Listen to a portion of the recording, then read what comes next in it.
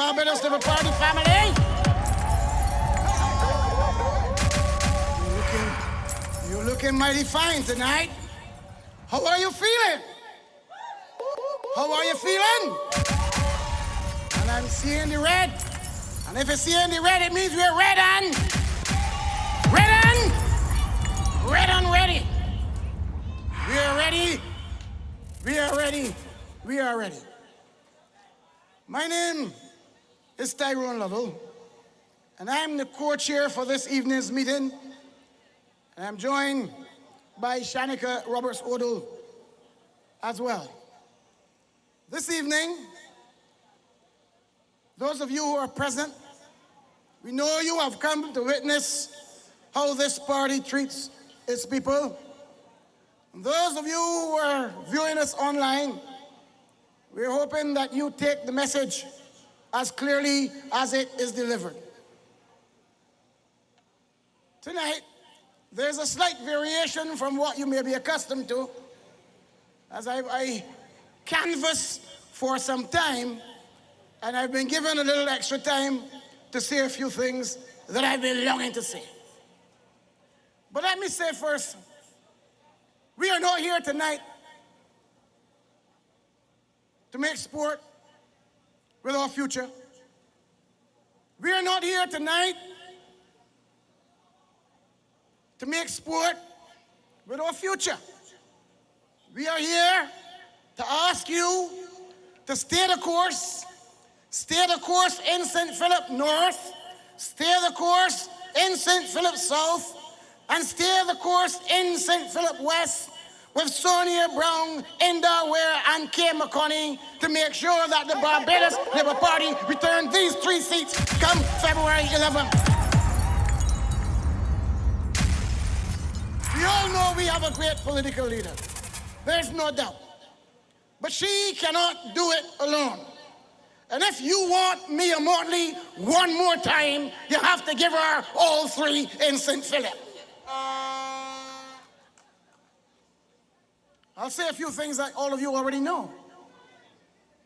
We faced COVID, and the world may have thought that we would crumble, and we didn't. We faced the ash fall. The world may have thought that we, by the darkened skies, that we would have crumbled, and we did not. We faced Beryl, and we never, ever shirked. We got together, and the Barbados Labour Party government, led by Mia Amor Mottley, made a decision that whether you were a BLP or a DLP, you were Barbadian and you were deserving of help, and you got that help. That is how you manage. That is how you govern. This Barbados Labour Party is a party that does not believe in leaving anyone behind. And when you have a leader like Mia Amor Mottley, you surely know that you will not be left behind. There are some persons who might not get onto the train, but we don't mind because this train doesn't take any and everything. But I want to address a matter now at the outset. Donville Innes. Donville Innes continues to talk a lot of stupidness, just like most of those people in the Democratic Labour Party. And Donville Innes got and interfere with Michael Lashley. Michael Lashley is wannabe. Michael Lashley is BLP. And when you touch one, you damn well touch all, man. He has a problem with Michael Lashley. And all Michael did was left a Democratic Labour Party falling apart, rudderless, leaderless. And he's ashamed of Michael Lashley. What will Michael Lashley do to make me body shame, man? You want somebody that make people shame? Donville, you make people shame, man.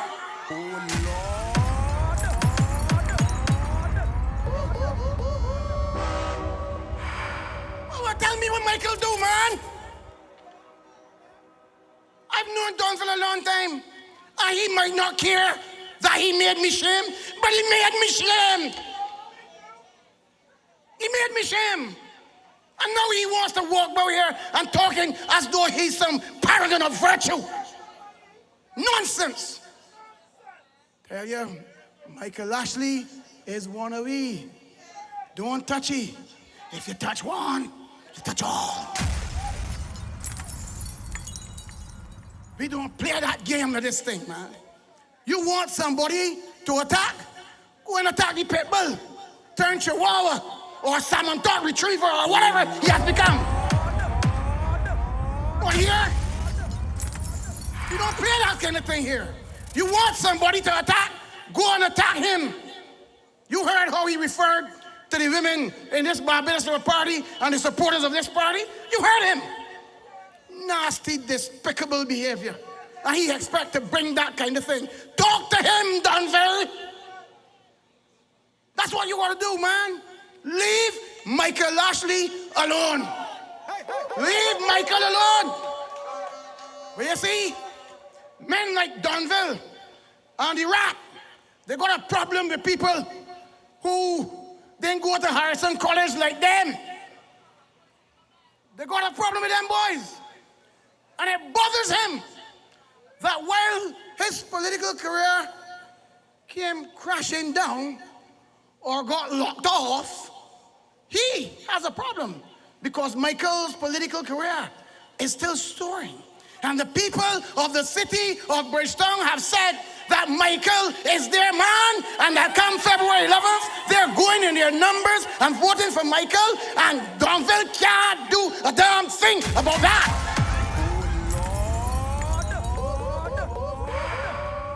He can take it to the bank or he can take it to the damn side.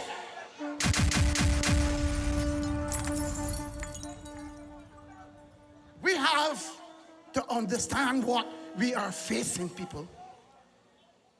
The same destructive Democratic Labour Party actors are circling their wagons again.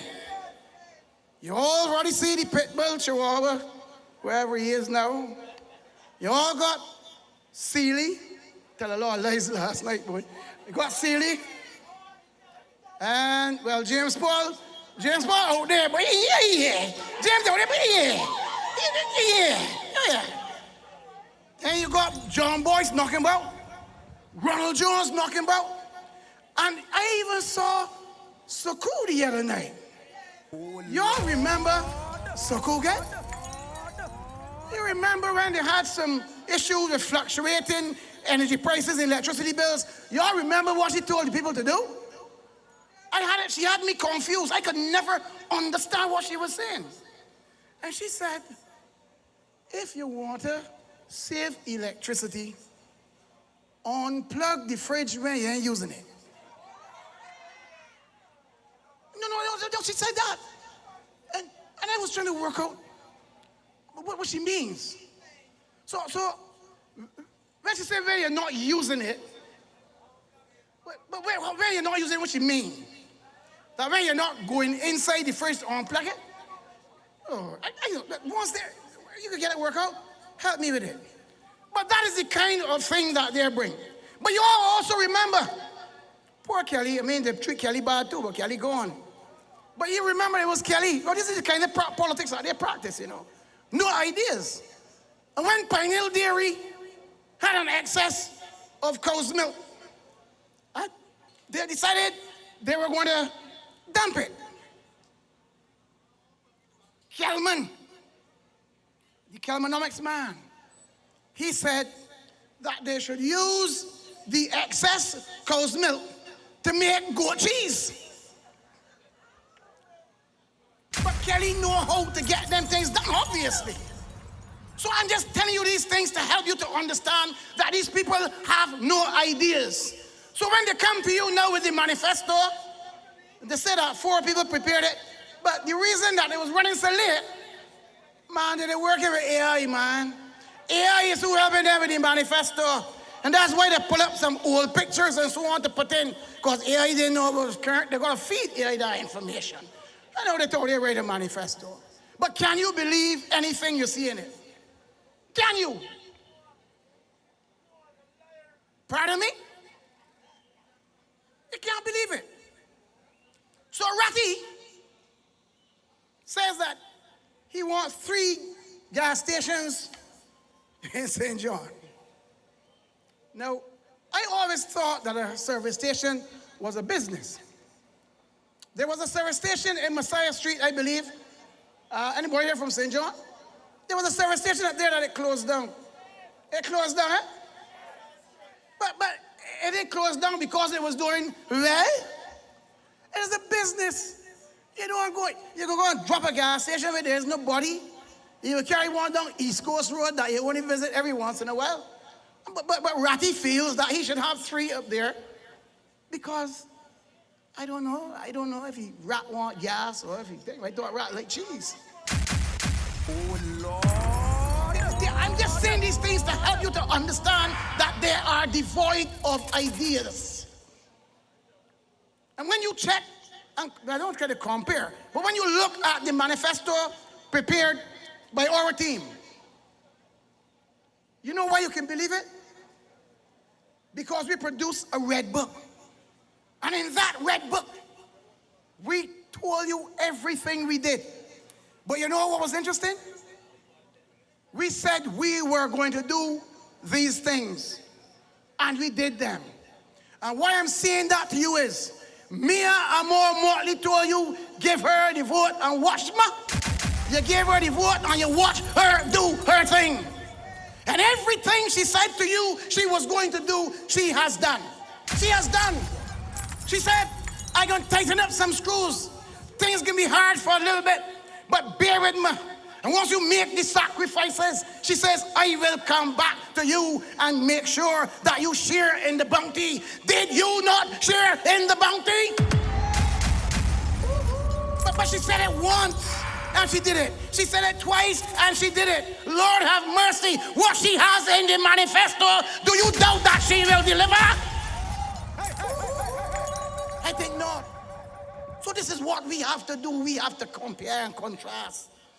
This is not a time to gamble. You can't gamble with your future. You can't gamble with your children's future. You can't gamble with what you've now got. There's nothing we have that is guaranteed. You accept that we have come a long way. Nothing we have now is guaranteed. But the best way to secure it is to return Mia Amor Motley and Team Barbados Labour Party to form the next government one more time.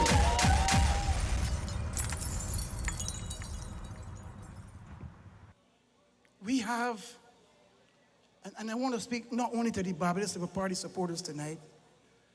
I know there are some Dems that love the Democratic Labour Party. There might not be a lot now, but they've still got some. They love the Democratic Labour Party. And I know they want the best for their party. The party had some guerrilla fronts one time, you know. You could go back to the Dipper Barrow and Cameron Tudor and Ramses Cattle and Richie Haynes and Bradford Tate and your very own Harold Rambo Blackman, Morris King. You had some guerrilla fronts on that side.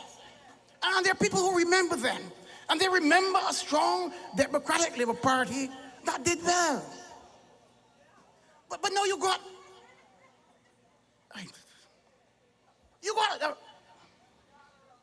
Percival Ulrich Price leading the Democratic Labour Party right now.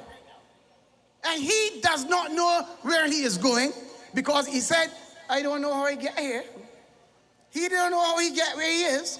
But he forget that he ran out of the Barbados Labour Party, ran into the Democratic Labour Party, lick up Ronnie, kick out Undine, lick up Irene, mash up Big Heather, everybody, but he didn't know how he get there. And then he went and single-handedly handpicked people to be candidates. Some of them had to go and borrow money to pay the deposit to the Treasury when they were seeking to get the nomination sorted out. They had to go and borrow money. That's a fact. But they won't run the country. I told you, some of these men, I said it before, never even balance a load of marl in a pancake and won't run the country. Oh, Lord.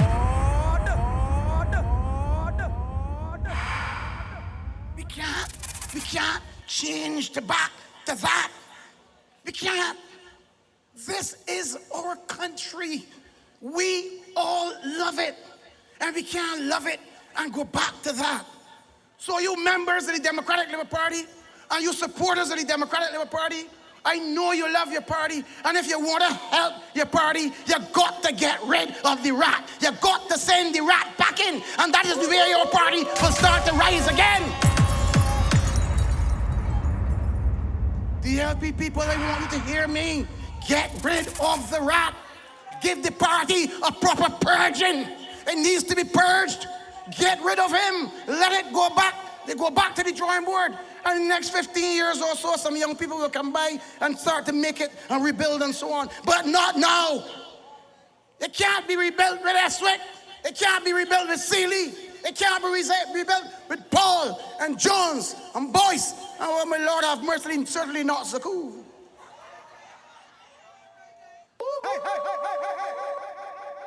Please, it is easy. It is easy to say, give somebody a chance. But you're taking a chance with your future. You're taking a chance with your very future. You're taking a chance with your country. And I'm asking you tonight, all you members of the Barbados Party and supporters of this great party, I want you to ensure that you talk to everybody you know, whether it be DP, CPC, NNP, LLP, or NEP, and tell them, come over and vote for the Barbados Labour Party. Let us keep this track. Let us keep this country on a safe track. Let us keep this country going. Let us keep this country growing. Let us keep this country moving with Mia Amor Morley and this great Barbados Labour Party team. And let me say to you something, you know. You see the fellas on the front. But there are some people who are in the engine room, always working, helping to make the task a little lighter for those on the front line. You know, a lot of you haven't seen Dr. Clyde Maskell recently, but as a man in the engine room, you would put Eswick to deal with your money when you got Clyde Maskell. You would put Eswick to deal with your money when you got Ryan Strong. The only way I would put some of those fellas to deal with my money is if I wanted it to go missing. Oh, Lord.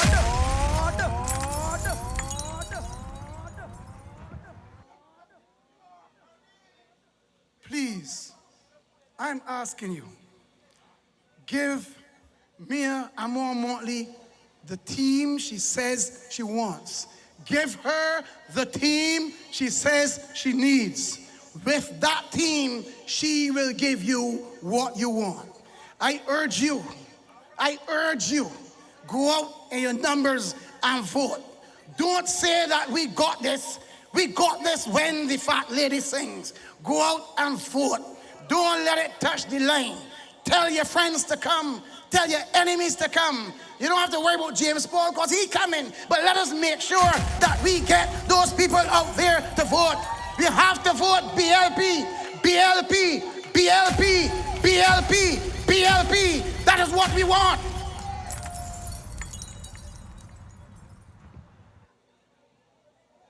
As we continue this evening's meeting, you will hear from this platform how best we will stay the course and what direction we will be taking you. And I want you to remain focused, remain steady, and remain grounded in the Barbados Labour Party with the true knowledge that your good future is certain. Ladies and gentlemen, I want to thank you for receiving me so warmly, but I now have the honor and the privilege to introduce the co-chair this evening, my good friend, Shanika Roberts Odle. One thing that I know, when election time come wrong again, when the BNP in power, we smiling again. Labour people, represent with your hand in the air. Put 'em up. Yo! Election is the time you love to meet up with all my friends. Must be a monthly and peace bound day. The country we Let us live a party family. represent with your hand in the air. Leadership is strong.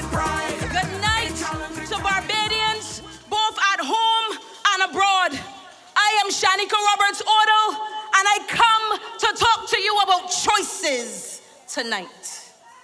Because you know we got choices. In this country, we have a strong democracy. And so, after 7 years in government, we come again to bring you the choice of the Barbados Labour Party.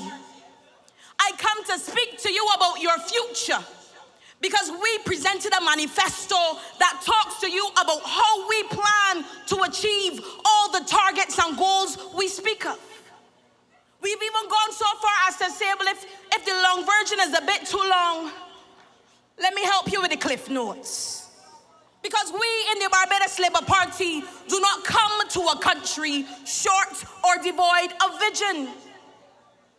The Democratic Labour Party came to you in Gore Hill, St. John last night and presented their version. It was an interesting version. But what it taught me is that the emperor has no clothes, Barbados. After 7 years in the political wilderness, they come back to you with no fresh ideas, no new concepts.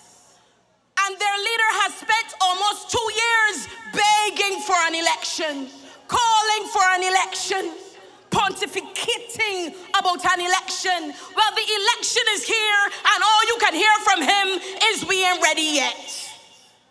But let them know the ship of state is going forward. Barbados is going forward with the Barbados Labour Party. And tonight, I want to bring to you a man that understands the point and the path and the vision that this country is on. Because he has spent all of our time in government working on behalf of the people of St. Thomas. He has spent his time in Senate dealing with the issues, focusing on what matters, getting us right back into the thick of representing people. Because at the end of the day, this matters only to tell you how we are going to do it. What matters is what you have seen us do over 7 long years, through every up and every down in this country. So let me bring to you a man I know fights on behalf of the people of St. Thomas and speaks on behalf of the people of this country. Gregory, are you ready? Nichols, Nichols, Nichols. We taking fresh God, we taking fresh God, we taking fresh God, we taking fresh God, yes, we taking it. Gregory is the man that we going with. Now is the time. We taking fresh God, we taking fresh God, we taking fresh God, we taking fresh God, yes, we taking it. Gregory is the man that we going with. Welcome the new representative. St. Thomas for Gregory Nichols, St. Thomas for Gregory Nichols, because he for the people. Yes, he for the people. St. Thomas for Gregory Nichols. St. Thomas for Gregory Nichols. Because he for the people. Yes, he for the people. St. Thomas, we moving forward. So come together, cause this time is ours. We big and strong as we move along. One team, one PLP. With Mia as our leader. We know Barbados is better. So we have no fear at all. Good night, St. Philip. Labour Party family. All of those of you who are viewing online, we are 3 days away from this general election, my friends. And I want to tell you that I've brought down the family from St. Thomas.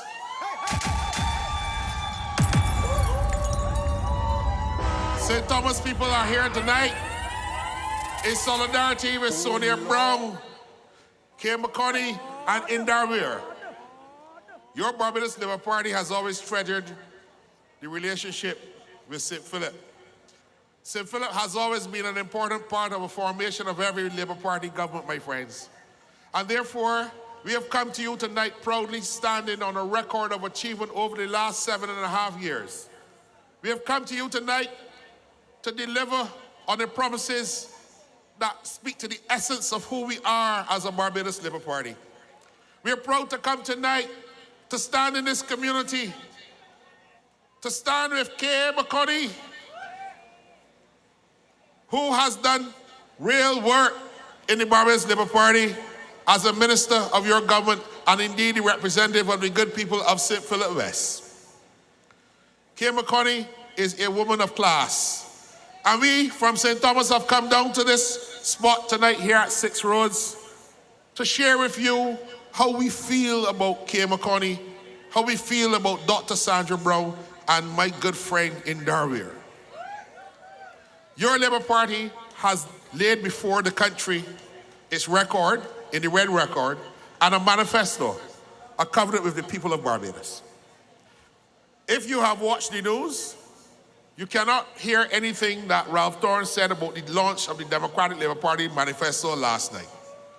He spoke, as he always does, for a long, long time, and has not brought any single idea of significance for us to debate in a general election. He did not speak to his manifesto at all last night because the Dems, like the Dems have always done, they come to the election with gimmicks. They come to the election with promises that they will always break every time that they are elected. But I trust that the people from St. Philip will not give the Dems an opportunity to come back and to raid the treasury. I trust that the people in St. Philip will not give the Dems an opportunity to come back and make excuses for poor performance. I trust that the good people in St. Philip will not give the Dems an opportunity to watch the world pass Barbados by and we dwindle into nothingness. That is what we come to expect from the Democratic Labour Party in every time that they have taken the reins of government in this country. My friends, our party is led by what I have said persistently and consistently on this platform, by one of the most transformational leaders this country has ever seen. A global leader, a woman of class, a woman who works hard and is committed to taking this little country forward, a woman who has core values that she instills in the daily crafting of policies, the daily crafting of legislation, the daily crafting of regulations, and how are we going to take this country forward. Now is not the time to change course. Now is not the time to hand this country back to a political party that is disorganized, a political party that has come to this election with clowns, a political party that has come to this election without stating what it will do for this country, a political party that has come to this election without even apologizing to the people of Barbados for doing the wrong things that they have done to this country each and every time that they have been elected. They come back with the same old guard. We want you, my friends in St. Philip, to pay close attention to what we deliver from this platform. We know that there are pressing issues that face the country. We know that we have to work hard to deal with problems that we have not already solved. But your party, your government, this party that I am proud to represent, good evening, Betty, this party that I am proudly representing will face the issues as we always have and make the bold decisions to take this country forward, forward and forward. Because I keep saying, Barbados must win. And the ethic, the value, the principle of Beijing Strong is an important testimony of who we are as a people. It is not just a slogan, my friends. It is a validation of the work, the pride, the industry of what it means to be Barbadian. And that is the value that we esteem. That is the value that we hold dear. Beijing Strong, because this is who we are. And when we step out into a world stage, we step out behind a leader who goes to the international community to bat for us and on our behalf and to take the world by storm. And as the world is changing its rules, as the world is changing its regulations, these are the times that we live in. But we have to have strong leadership. But my friends, it doesn't please me to tell you that in the world in which we live in, we are seeing the dismantling of the very institutions that protect all of the world's peoples. The United Nations is faced with a crisis where the rules-based system of the United Nations is under threat. And we're seeing a dismantling of the systems that secure peace and security for nations across the world, including small nations like Barbados. We are seeing the fragmentation. We are seeing isolation. We have seen Trump's tariffs. We have seen wars and rumors of wars. You need a resilient leader. You need a transformational leader. You do not need a little Lilliputian like Ralph Thorne, who has never led anything in his life, that went into the Democratic Labour Party and mashed it up. This is what we are talking about from this platform, my friends. The world is changing. We need strong leadership in challenging times. And therefore, my friends, when you go to the polls on Wednesday, only in 3 short days, you have to make the decisions that will affect your children. I said to the people last night, where do you want Barbados to go, and who do you want to take you there? I come to share that message again in 6 Roads, because this is an important time in the destiny of our country. We cannot hand back this country to the Dems. Now, every time you hear the Dems talk, they describe this little country in a way that makes you feel that we are the worst. We know we have challenges, but we confront these challenges like we confronted COVID, like we confronted the disaster of the Democratic Labour Party economy and rebuilt it, my friends. But now is the time to move from growing the economy to developing the economy.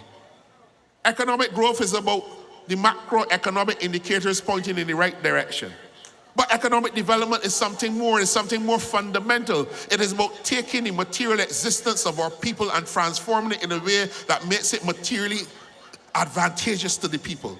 It is about building out the social capacity and the infrastructure of our country to give young people the opportunity to feel that they're part of a country that prides itself among the nations of the world. It is not the country that Ralph Thorne describes. Hundreds of young men playing cricket in the under 13 and under 16 competition all around Barbados today.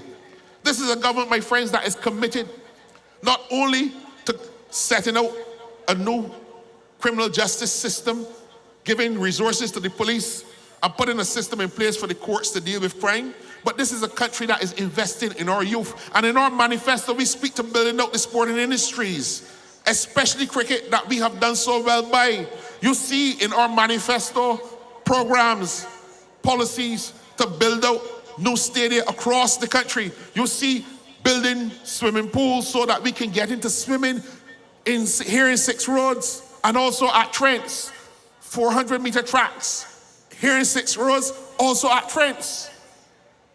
We are rebuilding the National Stadium to be a symbol of the pride of Barbados, just like we did with Kensington Oval that hosts 4 World Cups and brought people all over the globe to Barbados. In 2024, when we hosted the finals, more people watched the World Cup than are watching the Super Bowl tonight. The eyes of the world were on us, but we will not sit on our laurels, my friends, because the world is changing and we must build up capacity. We speak from this platform in a different way about the economy. We speak confidently about the reindustrialization of the economy. We speak confidently about the diversification of the economy. What does it mean? It means that we will move away from a dependence on tourism and to a lesser extent agriculture into new industries that will give young people in this country an opportunity to feel valued and to feel a part of the world in which we in Barbados have to exist. And to do so, my friends, we have to transform the educational system. When I worked with Kay McConney, when she was Minister of Education, we spent many long hours trying to craft the policy on educational transformation. Because Kay McConney believes, my friends, that your schools must not only teach a syllabus, your schools must teach our children. And your schools and your teachers must be prepared and equipped to teach our children to live in the world that we are in. The Democratic Labour Party, in their manifesto, have blushed over educational transformation. I want to have a discussion on it. But we cannot take our people anywhere unless we transform a system that was not designed for a 21st century. We cannot take our children anywhere, and we cannot stop the young people from getting involved in nefarious activities like crime and deviance unless we rebrand, we retool, we restructure, we re-engineer the educational system, because we know that we look at the statistics. While crime is a problem, we have to deal with the root causes of crime. We have to go into the schools and do early diagnosis of children to see what problems they have. If they have a problem with seeing, if they have speech impediments, if they have psychological challenges, diagnostic testing must become part and parcel of the norm. This manifesto speaks to educational transformation that will deal with the issues to make sure that each child has an equal platform to succeed. This is what we speak about in the Barbados Labour Party. We do not give lip service to educational transformation. We do not have to talk about bar all the time. We see education as something continuing, my friends, something that is important. Because were it not for education, many of us like me would not be here today before you.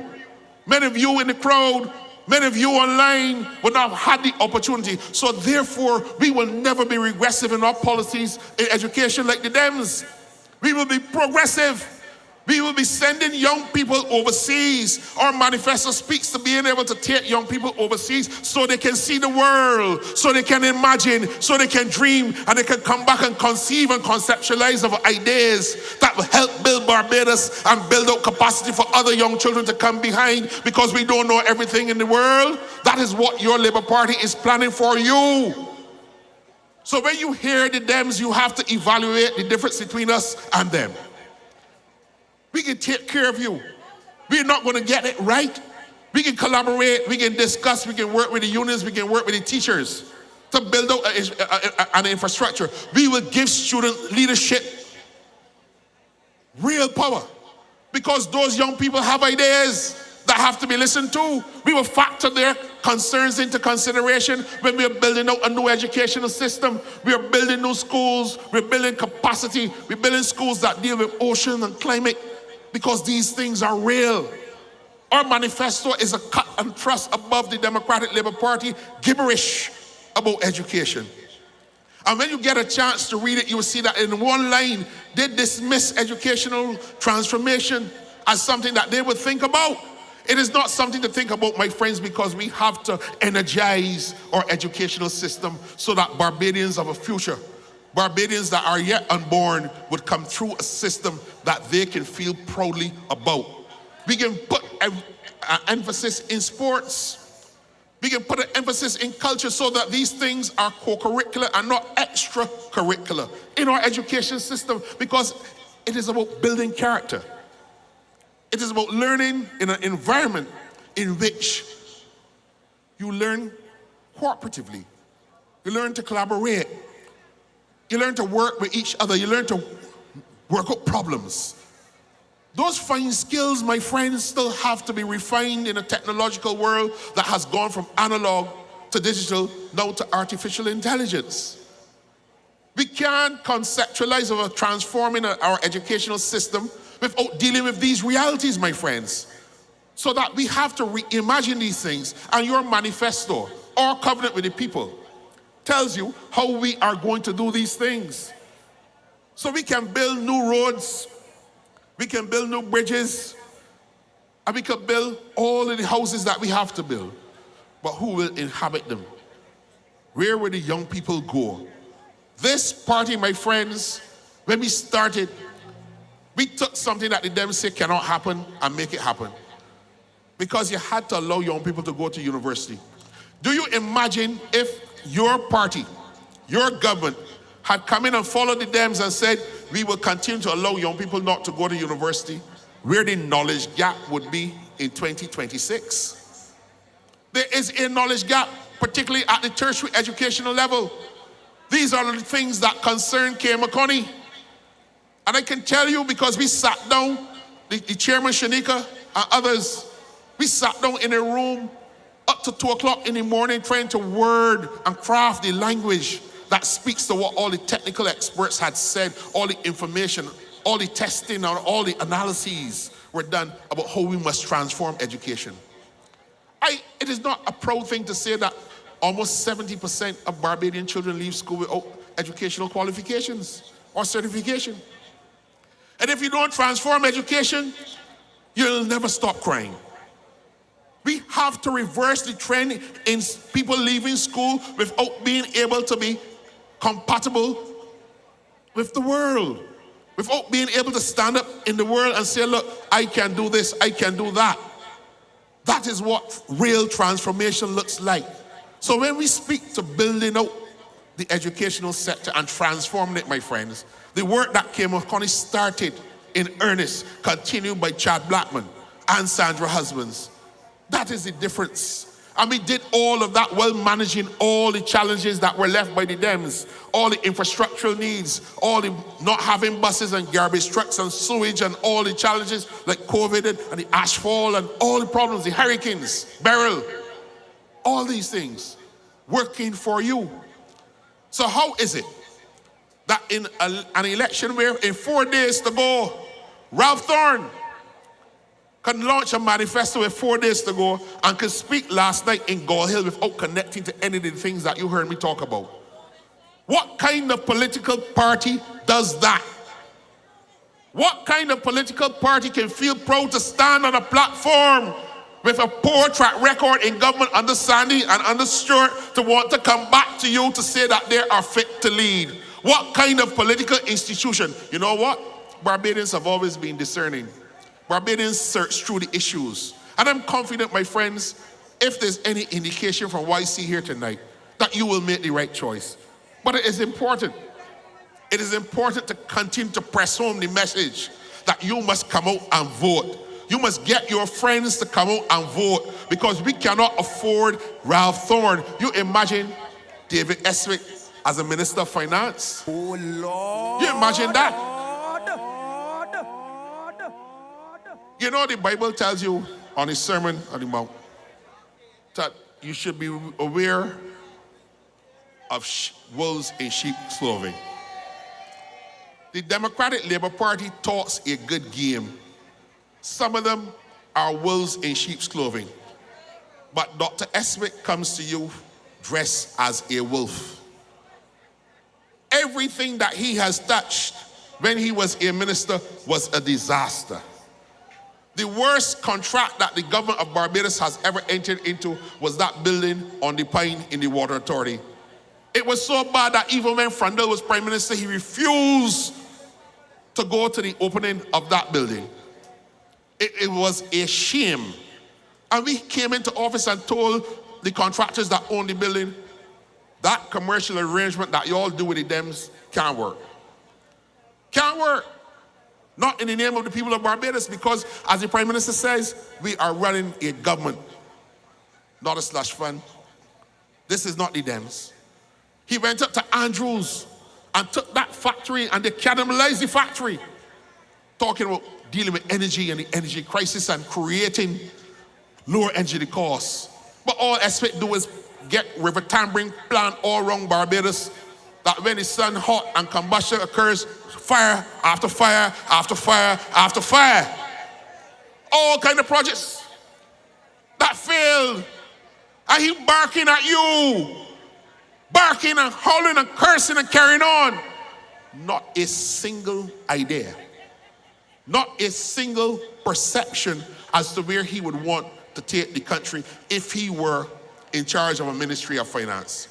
But the late Owen Arthur said, when you see people like Estwick, you got to guard the treasury. You got to guard the treasury because they have no regard for fiscal discipline. They have no regard for fiscal rules. They have no regard to the law of contract. And Ralph Thorne continues to malign this country's reputation. He is telling you that this election is not fair, and he can tell the international observers how we use postmen to interfere with the election. And I've checked. The Electoral Department for several elections in Barbados have inquired of postal workers whether John Brown lived at this house, because they have done their research, they have gone into the community, they cannot find a John Brown. So you go to the postal service and ask, do you deliver mail at this residence for John Brown? And the postmen and women would say, no, we have never delivered any mail, not a light bill, not a water bill. But he is telling you and he's telling the world that we interfering with an election. When the postal workers, the honest, hardworking postmen and women in this country have been assisting the Electoral Boundaries Commission for several years in being able to determine the residence of voters who are purporting to register in certain constituencies. That is the only evidence that he has brought. But that is not interference, my friends. That is how this system works.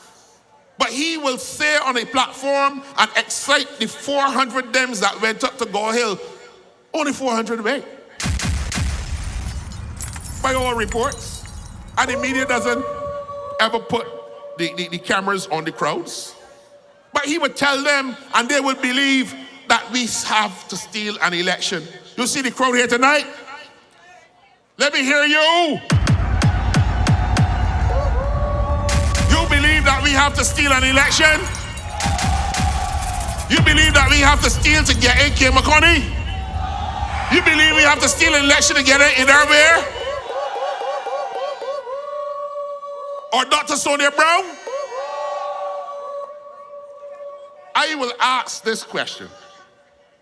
I am acutely aware of the laws of the land, and then they lock up me on the eve of what we are going to do in St. Thomas. But I want to ask Ralph Thorne this. If you are so concerned about the integrity of the election in Barbados, if you are so concerned about the independence of the Electoral and Boundaries Commission, I want Ralph Thorne to answer this question.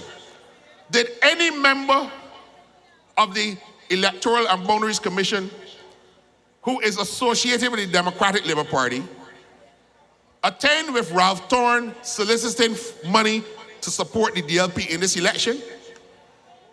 I want Ralph Thorne to answer this question before the election comes. I will repeat it. Did Ralph Thorne accompany any member of the Electoral and Boundaries Commission appointed by him to go and solicit funding from corporate Barbados in this election? I want an answer to that question, because he is accusing us of interfering with the EBC. He is accusing this government of trying to steal an election. He is trying to besmirch the reputation of this country just because he cannot win, just because he cannot succeed. But he has to answer that question, my friends.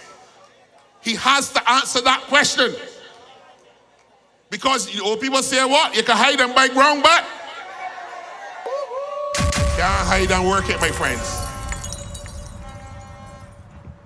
As I come to a close,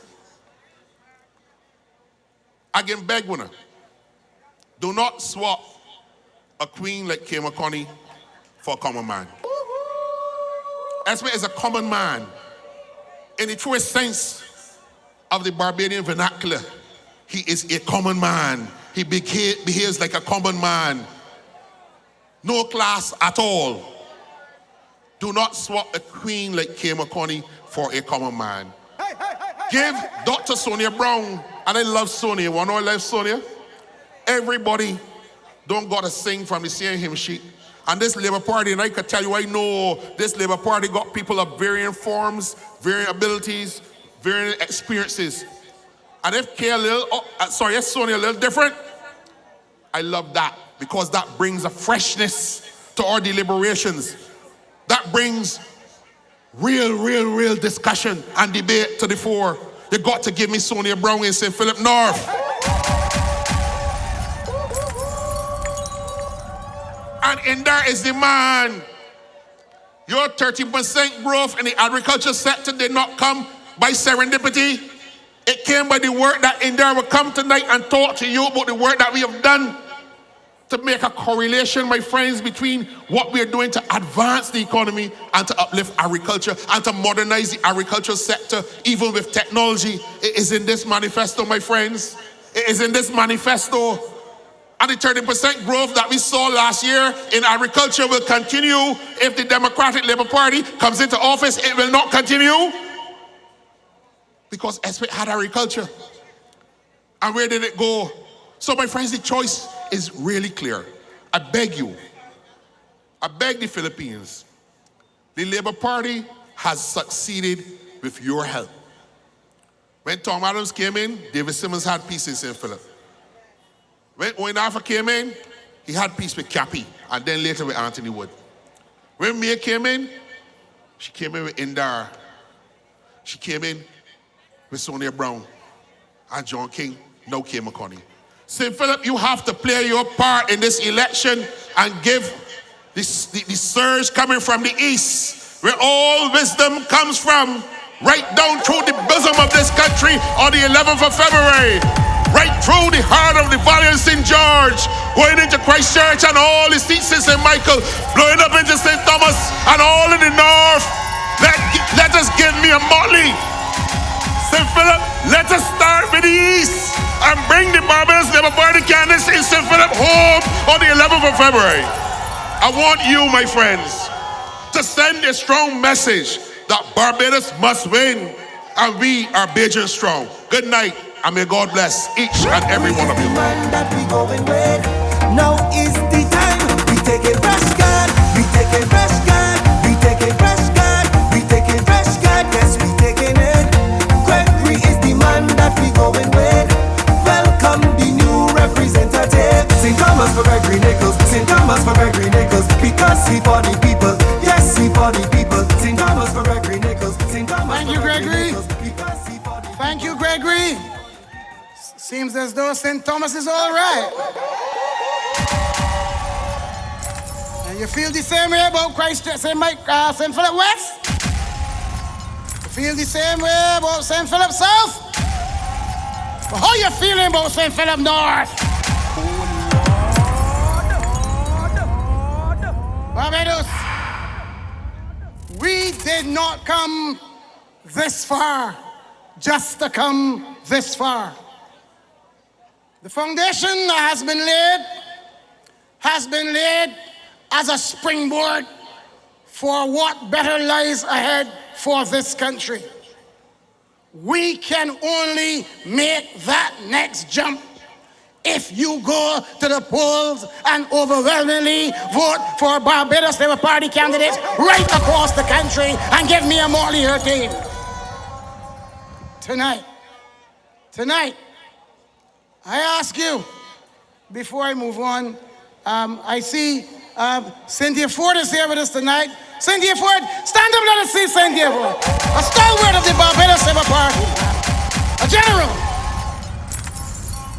I love you. Yes, that's the only one I see. Love her. That's our very own girl. But I tell you tonight, we can make that next great leap when you give me a motley, this St. Philip team. This St. Philip team of Indar, Kay McConney, and Sonia Brown, the next parliamentary representative for the constituency of St. Philip North. Sonia Brown, Sonia Brown, Sonia Brown, come. We going with Sonia Brown. We voting for Sonia. St. Philip North, Sonia Brown. She is the woman for the job. We going with Sonia Brown. We voting for Sonia. St. Philip North, Sonia Brown. She is the woman for the job. She gave you some representation in this constituency. She proved she could do the task and she do it reliably. You don't want a lot of long talk, what you need is consistency. So you don't have to think twice, put down your ex for she. We going with Sonia Brown, we voting for Sonia. St. Philip North, Sonia Brown. Good night, and welcome to my parish, St. Philip. Miss Ford, I honor you. Welcome to St. Philip. You look real good in the audience.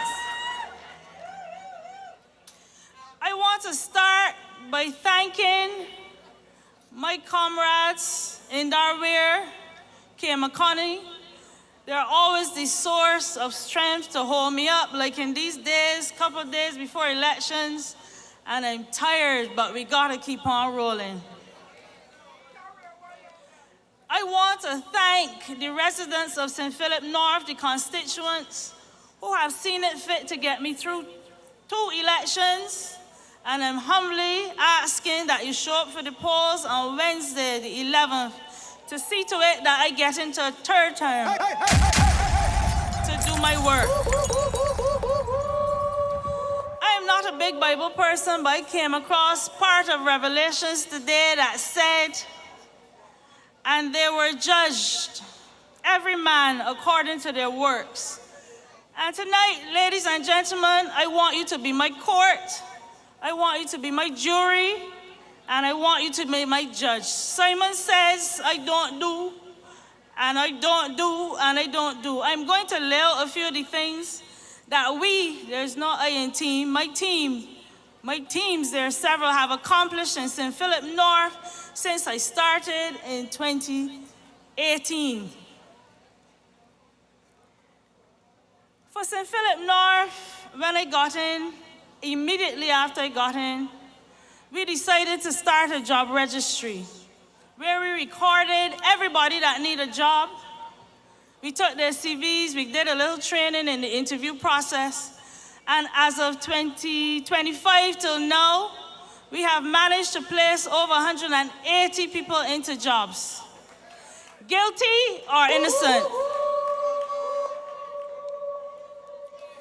As a backbencher, and people like to say backbenchers don't do the work, but I've been working assiduously. I just came from the housing area in Church Village where we started a park for the children. Guilty or innocent? My team, along with the relevant ministries, have managed to get 33 wells dug for the residents of St. Philip North. We were a large part of the pit eradication programs. In 2026, those should never exist, and the residents are now enjoying flushable toilets. The roads, I am particularly proud of at least 3, 4, 5 of the roads, I think. At one point, I was getting so many roads, Santia Barrett said in Parliament, you got enough, you ain't getting no more. Guilty or innocent? Simon says, no word. I managed to get significant bus route. The members that are here from Marleyville and Merricks can now reach St. John with just 1 bus instead of 2. No need to come through 6 roads. We have been working. I have been working, ladies and gentlemen. And the backbench is sweet. The backbench is a place where you can truly back up your constituents. If the constituents come en masse and say, Sonia, I want to go into Parliament and I want you to say the sky is purple. If enough tell me so, I go into Parliament. Mr. Speaker, sir, the residents of St. Philip said the sky is purple. True, I get some licks sometimes, but the point is, you have put me in and you're the only people that can take me out. So I represent no other man but St. Philip North residents. Housing. The last administration put up some houses, yes. There's a funny area to touch. But a lot of them weren't good. We put residents into some homes and they had to tell them, well, if you were my sister, I would tell you no, but you're going at your own risk. Since I've been in here, I've managed to get fully built houses from ground up. How many? 28 so far, and more are coming. 92 individuals, families got repairs for the houses. Guilty or innocent? Simon says guilty. We have managed, and this is a soft area for me. I really don't like talking about charity. But 600 hampers were distributed last year. 750 vouchers. But I ain't doing nothing. I started a breakfast program, as all of you know. And thank God the private sector has taken over, because after a while getting up in the morning to cook for 50 children was getting a bit much for me. And the private sector has now taken over, And I think I need to clap for that. I represented the St. Philip North and constituents, and it spread throughout Christchurch when we had issue with land tax. Simon says I did it because mine went up. He ain't lie, but I brought other people along with me. I brought other people along with me, and now they can enjoy. The land tax was corrected, but not only that, individuals or families with house and land worth $350,000 or less pay no income tax. And I'm told that is going up to $400,000, which means that those who own homes, $450,000, the first $350,000, no income tax. I saw to it that the residents of my constituency had fair representation to get the income tax bills down. Guilty or innocent? I sought legal help for a couple of the residents that had no money to pursue things like sorting out their land or sorting out money the bank owed. Some of my legal fraternity friends I went to school with stepped up to the plate, and those are now enjoying homes. They sorted out issues with the bank. Ladies and gentlemen, backbenchers work. Backbenchers work. And Gregory is right. We need to get St. Philip North, St. Philip West, St. Philip South back next week so that business can continue as usual. I don't really talk long, all of you know this. If I had to make a point, I make a point and go. Right, William? Make a point and go. But the last thing I want to say is to come out and vote. And this is talking to the ones who tell me they never voted before. All parties are the same. Everybody look the same. They don't see the point. They got to put up with the consequences regardless of who in, and the list goes on. Black people, women, have worked too damn hard to make sure that we can vote. It is your duty. It is your right. I'm not going to say privilege because that sounds like a hand-me-down. It is your right to come out and vote. Every election, not just this one. To come out and put your X where it belongs. And in this case, you name the names. Let me spell it for you. S-O-N-I-A. If the I passes the S, wrong body.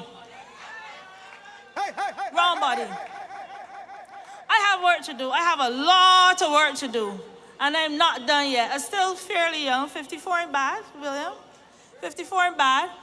I still have work to do. I have a whole set of people to my left who are working so hard with me, and I thank you from the bottom of my heart.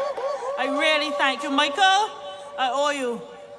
So with that, ladies and gentlemen, I want to wish you a good night. I want to ask you what the jury has decided on my fate. So answer me. We going back next week? Thank you. Have a good night. God bless. Sonia Brown, we voting for Sonia. St. Philip North, Sonia Brown. She is the woman for the job. You're from up Bayfield. Sonia. She is the real deal. Sonia. You're from Apple Hall. Sonia Brown is the woman for the job. You're from up Blaze Hill. Sonia. She does fit the bill. Sonia. You're from Marleyville. Sonia Brown is the woman for the job. Red and ready. Sonia Brown, we voting for Sonia. St. Philip North, Sonia Brown. Sonia Brown. That is the only valid choice in St. Philip North. Tonight, I said to you that this election was about choices. Because the truth is, we as Barbadians know what we have. But do we really know what we're going to get? When you talk about choices, you have to look for the signs and the signals. In Mia Amor Motley, you have a prime minister who has only sought to give up power, who has sought to seek fairness each and every time for Barbadians.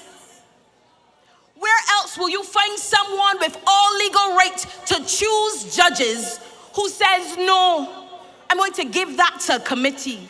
Because Barbadians must be assured that judges are fairly and freely chosen. How do you find a prime minister who is willing to give up power even though it is hers by right? But you know what the sign and signal is that you may have a bit of issues if, heaven forbid, Ralph Thorne was to ever gain power? It's because he left this party, went over to the other party, and the first thing he did was lock half his party out in order to secure power.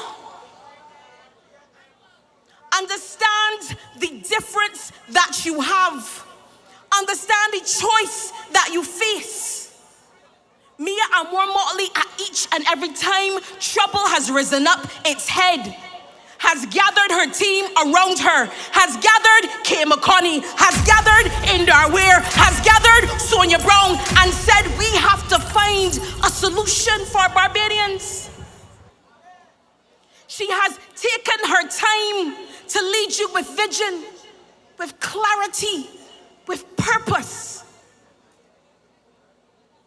What you have on the other side is a man who came to a party, has spent 2 years in charge, and what he brings to you, first he brings you a manifesto so late you can barely digest the cliff notes.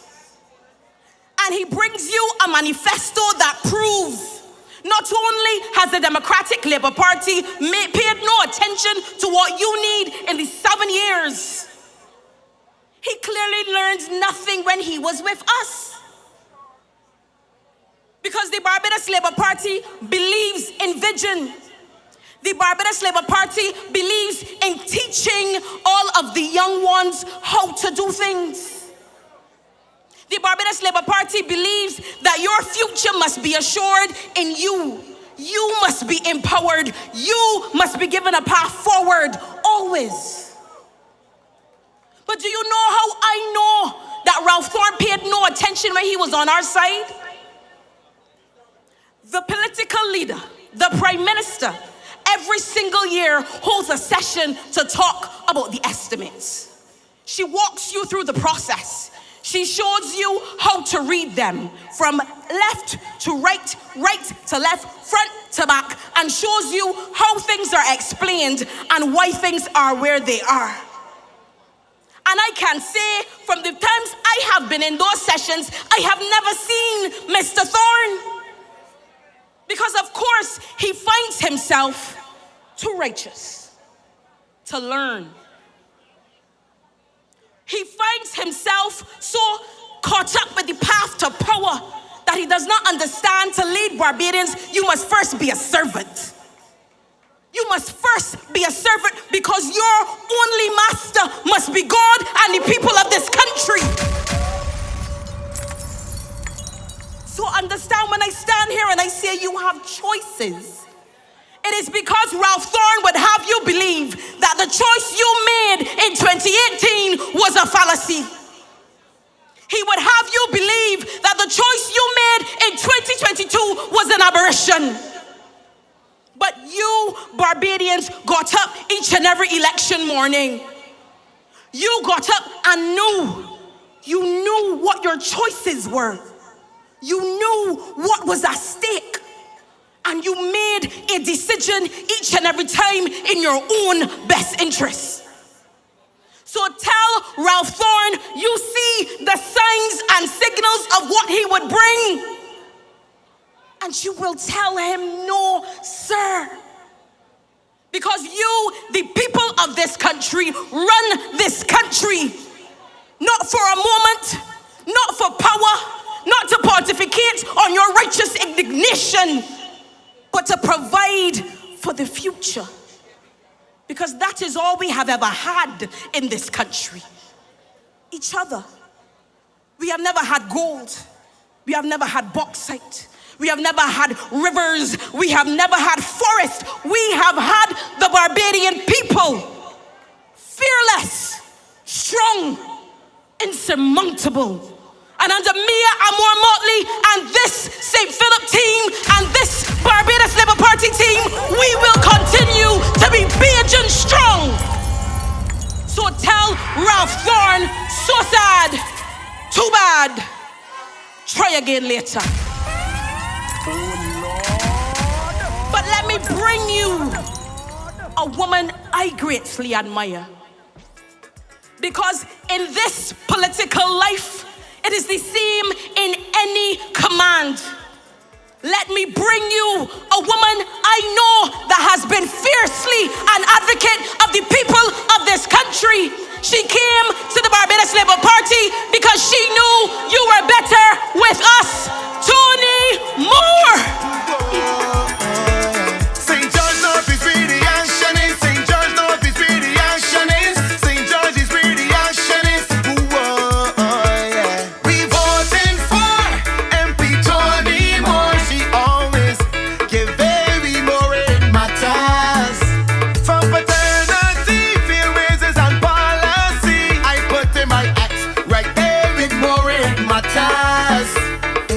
Be working with BLP, cause we know Miss Moore not wasting time. Tony Moore is the real deal. From she getting, she working fine. You see, St. George North, she have a whole heart in it. The community love the drive, she have heavy duty license fee. We voting for MP Tony Moore. She always give very more in matters.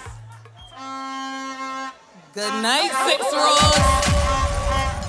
Good night, Six Roads. Good night, Barbados Labour Party family.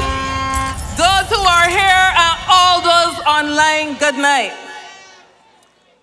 Before I start, I want to ask you a favor. I want to ask you to stand with me just for one moment, and I'll explain why. I don't know how many of you follow my socials or who have been following during this election, but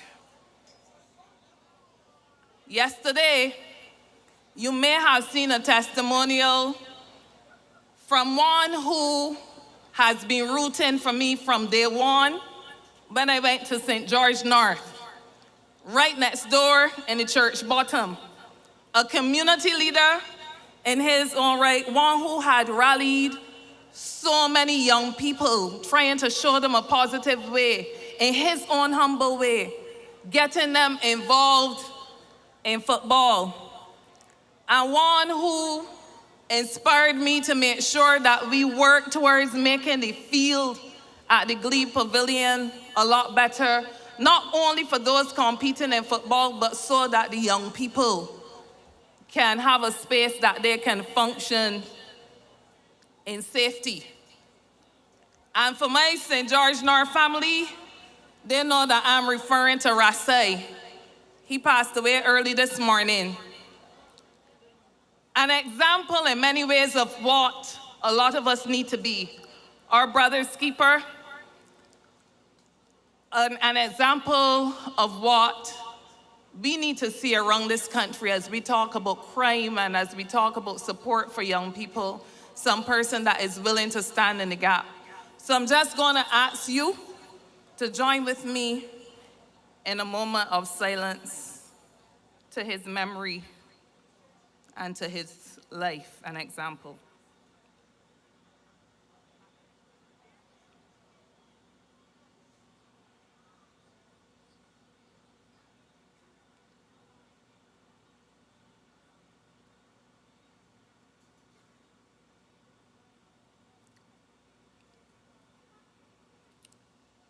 Thank you. May he rest in peace.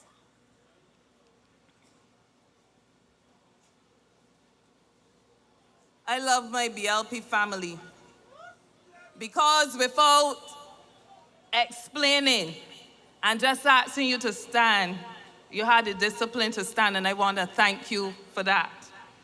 Tonight, I want to talk to you about why I stand where I stand.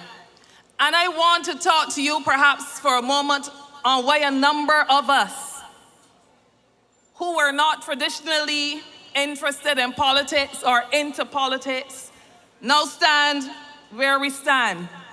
And tonight I want to speak plainly.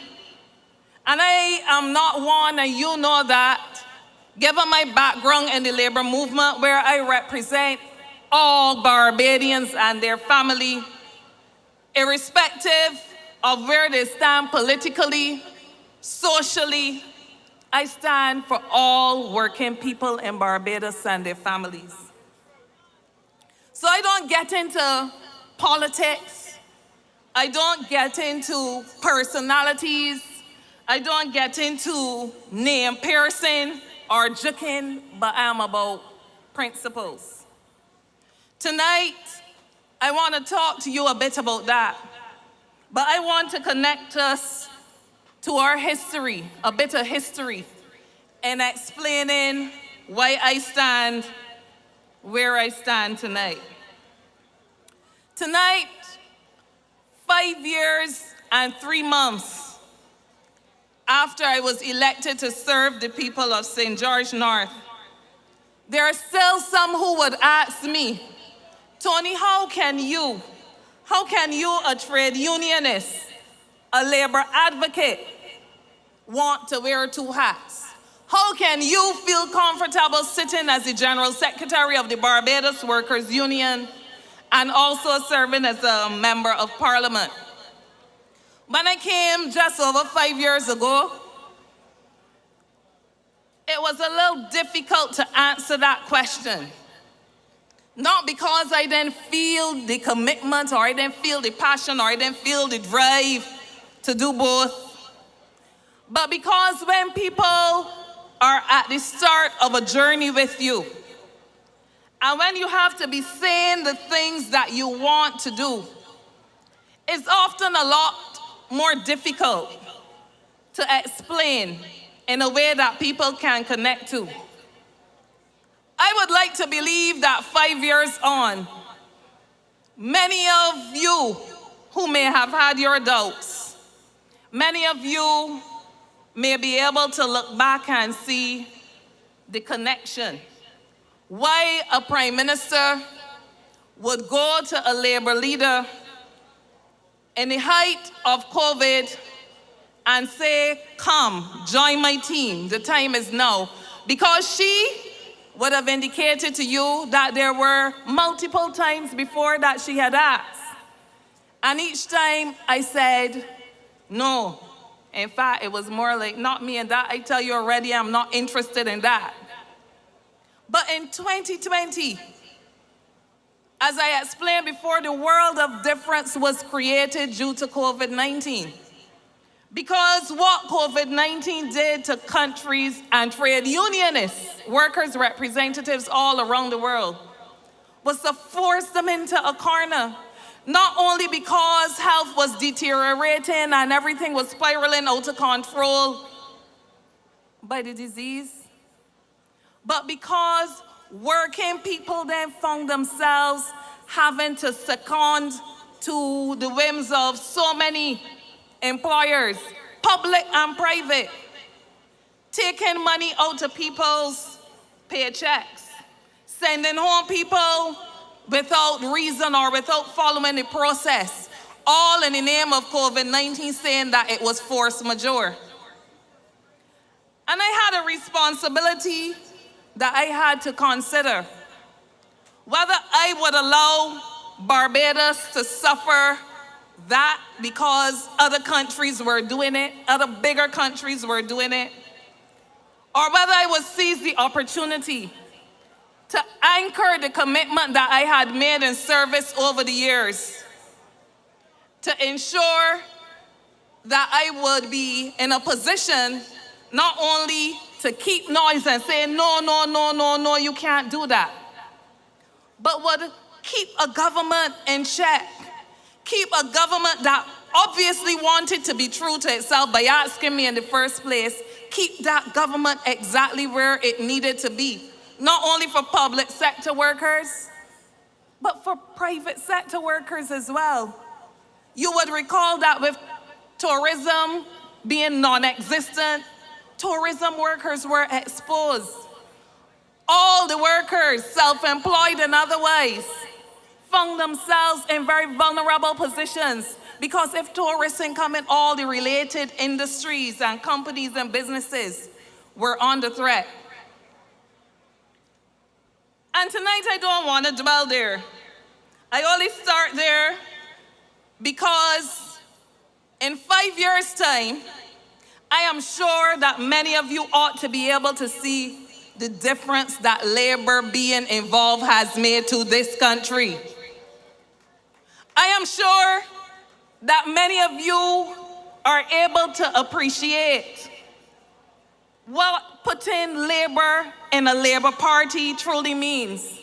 Not only a word in the middle of the name Barbados Labor Party, but truly integrating labor into a party. That is what Grant Lee Adams intended when he started the Barbados Workers Union in 1941.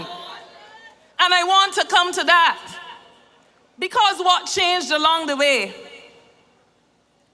In mid-1950s, and I will only call two names, but these were not the only two, but these were the two leaders. There were two men, a part of the labor movement, a part of the Barbados Workers Union, who determined that the way the union, the party, the parent of the party, the Barbados Labor Party, the way that party was going, no longer connected to the reason why it was formed. Because in 1941, Grant Lee Adams formed the Barbados Workers Union to be the economic arm of his party.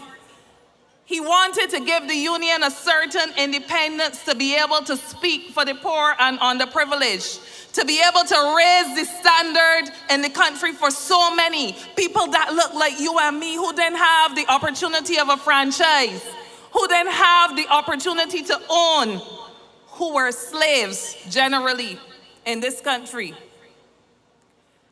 And in 1955, just thereabouts, the Right Excellent Errol Walton Barrow and my predecessor, the second General Secretary of the Barbados Workers Union, Frank Walcott, they left the Barbados Labor Party. And there are a lot of reasons, and I'm not going to spend time getting into all of those reasons. The fact that they felt that it was time for more of them to be able to participate in the Parliament of Barbados. They left the Barbados Labor Party because they started to feel that Grant Lee Adams was no longer connecting to the direction that they knew he had started when he formed the union in 1941. And I am setting the context for you because you must appreciate that history has a rhythm. When they left the Barbados Labor Party to form the Democratic Labor Party, they did not leave the principles of Grant Lee Adams and why those principles that formed the foundation of the Barbados Labor Party behind. They did not ignore the fact that they knew that they came to serve, to lift the underprivileged, to lift the downtrodden, to bring fairness and dignity to workers and their family across this country. They left to form pretty much a party that looked like the Barbados Labor Party, but allowed them the opportunity to go into Parliament and represent where they felt that Grant Lee Adams was holding them back. And I tell you that because over the years we have been hearing Barbados Labor Party, Democratic Labor Party, same thing. You've been hearing that there's no difference between the two. And that is because fundamentally, philosophically, there's no difference. There was no difference between the two. Because you had these union leaders that just left to form another party, and it gave Barbados what we had come to know, what we have come to know, a two-party state, where it is Barbados Labor Party in power or Democratic Labor Party in power. And over the years, people, even although we will have our political persuasions, either one didn't matter too much to the country. So it was easy for people to say, all right, tired of this one. Let us get a change. But that was the first major shift. Back in 1955, when Barrow, Frank, and others decided that they were going to lead another Labour Party, in essence.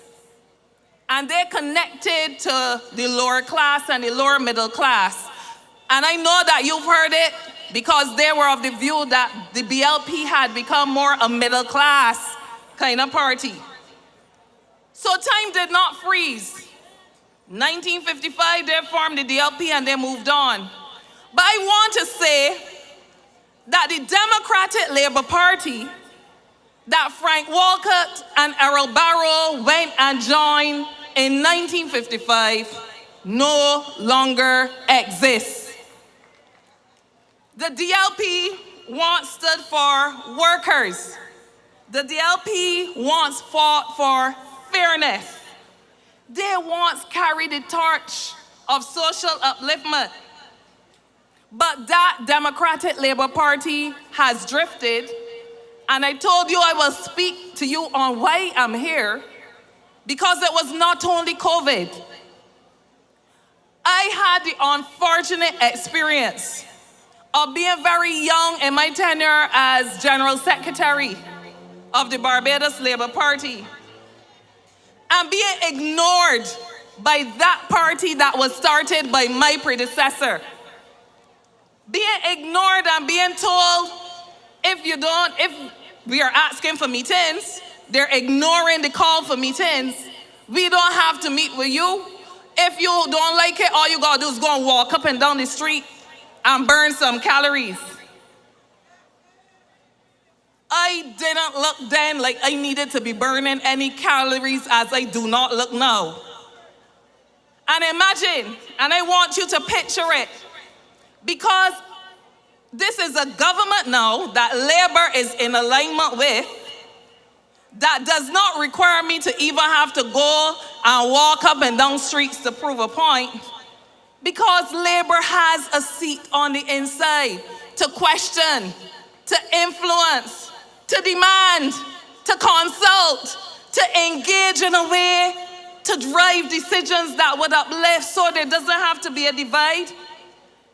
And even with that lack of exercise that the others wanted to cause me, I think I'm still looking quite good. Would you agree? But that party, the Democratic Labour Party, had drifted from its philosophical foundation, drifted from the people who trusted it. And I'm sharing this with you because it was not only COVID, but it was the opportunity to work with a party that was interested in working for people. Because while the Democratic Labour Party was starting to slide back from during that period, 2008 to 2018, there was a party in opposition that was reconnecting to its roots. There was a party that was out there rubbing shoulders to find out what the common man needed. There was a party that was trying to redefine itself. And that party today is the Barbados Labour Party that is no longer in opposition, but is your government, has been your government for the last 7.5 years, and with your will be your government for the next 5 years. The Barbados Labour Party started to return to its roots, as I said. It started to return to labor. It started to return to fairness. It started to return to the people, while the Democratic Labour Party has continued on a slide to shut out fairness, shut out labor, shut out the people who have built it, to shut out. And that is where we are today. And that is why it is not only me. That is why you're seeing the shift. Today I was reading an article in the Sunday Sun, slamming the likes of Michael Ashley and Chris Sinclair. They didn't really focus on Tyra too much because they think she's young. But understand why there is now another kind of alignment. Remember I told you that Barrow, Walcott et al., they left because the Barbados Labour Party they felt was drifting away from its roots. So they formed another party that had similar rooting. But now what is being experienced is a Democratic Labour Party that's totally uprooted those roots. That if Walcott and Barrow were able to come back, they would not recognize it. So if you are a person who is motivated to serve, if you are a person who still is rooted in that philosophy of lifting the downtrodden, lifting the underclass in this society to a class that they can feel proud of, bringing people into enfranchisement, unlocking doors of opportunity. If you are so minded, can you stand with them? So understand why you will have Michael Ashley, the candidate for the city, why you will have Tyra Trotman, a young person, deciding I can't deal with this. Understanding why they have to shift over. Because if you want to serve and if you want to work for people, you have to go where you are given the opportunity to do so. But more so, you have to go where you are convinced the opportunity exists for you to fulfill that objective. And that is why we stand where we stand. And I want to say something to us.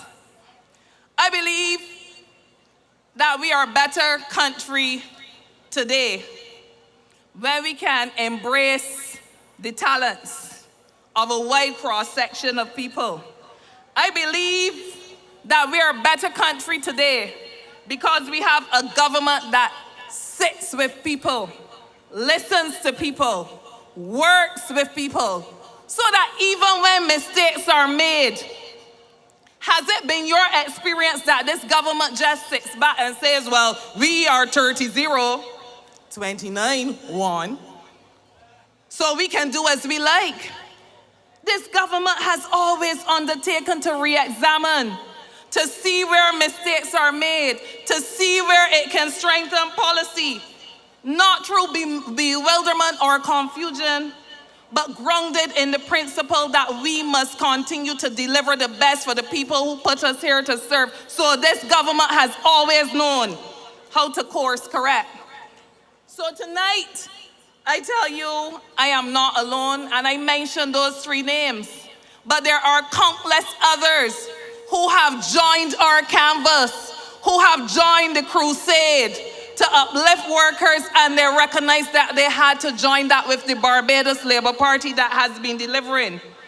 So tonight, I want us, as the Barbados Labour Party family, yes, but I do not take for granted that there are so many in this crowd who are still waiting to be persuaded. And tonight I want to focus on you. I want to focus on you as I try to connect you to the importance of your vote on February the 11th. Many of you may be wavering because you feel that there are so many things that this party and government is doing that they're just not getting right.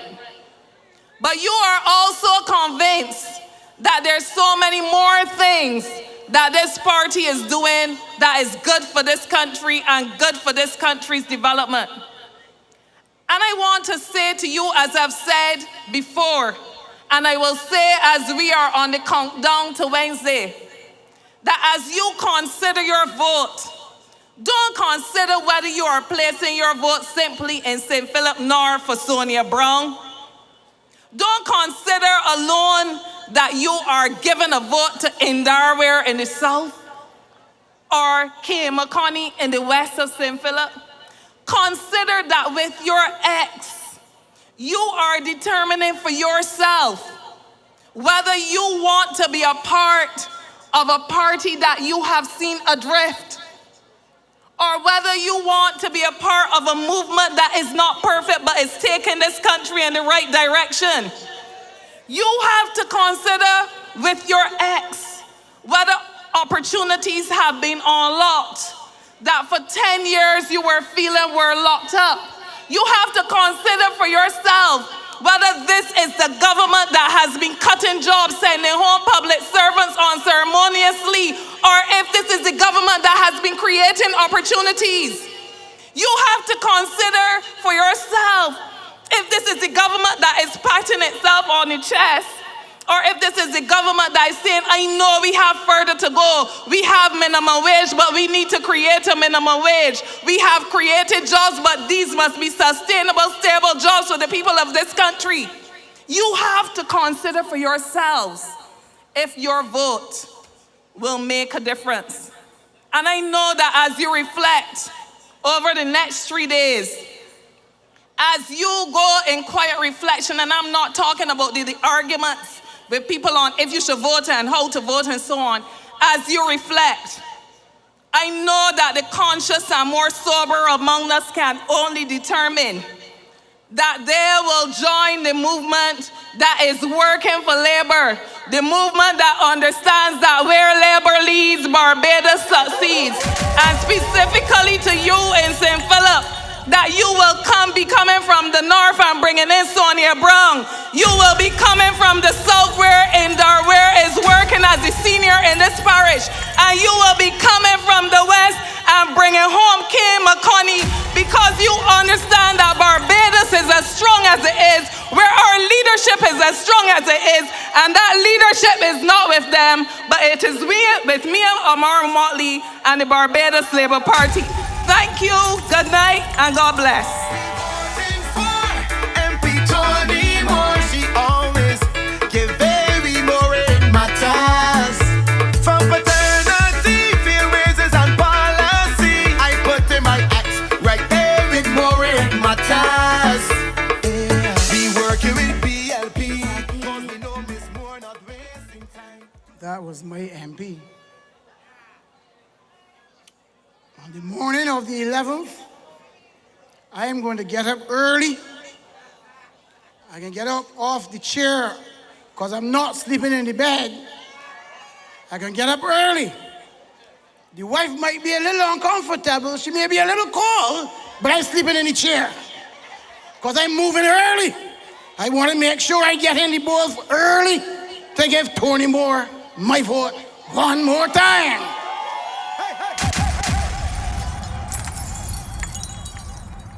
Driver of SA 6205, I have a note here that your engine is running and that the vehicle is feeling rather hot, almost as hot as this meeting is.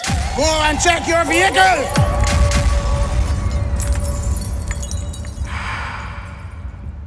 Several years from now, when your children and your grandchildren ask the question of you, what did you do in this defining moment in 2026?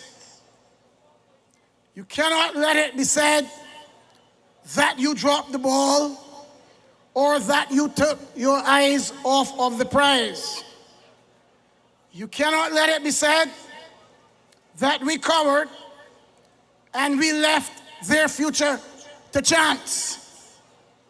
You must remember that those before us made sacrifices, a lot more than we did, but you must make sure you do not leave the future of your children to chance.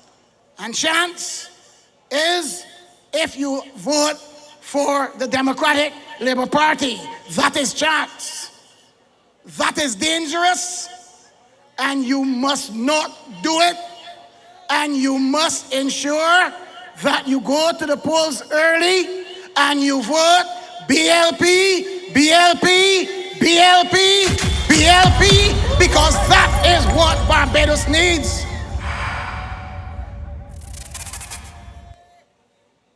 I know those of you from St. Philip North, the majority of you have already made up your minds. And I know that you've already said you're voting for Sonia Brown. But I'm asking you tonight to talk to your Democratic Labour Party friends who may be still a little in doubt. We know that they don't want to vote for the boy running against Sonia. We know that. But I want you to work a little harder to see if we can get an additional 513 votes for Sonia Brown. To just get us a little bit, create a little gap between the two. That's all I want. And when you come to Indaware, you know, Indaware is a damn good man, you know. Very hard-working man. And I know that Indaware has been doing the work, and St. Philip South knows that he has been doing the work. And I feel that he's deserving of some more votes too. I want to create a little gap between him and his opponent. Give him 700 more.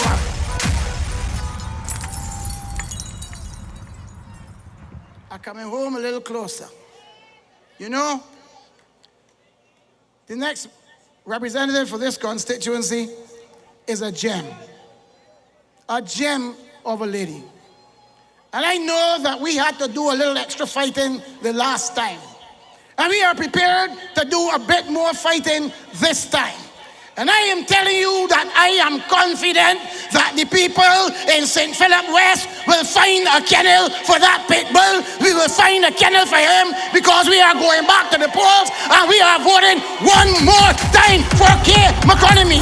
Kay McConaughey to be the next parliamentary representative for the constituency of St. Philip West. One more time, Kay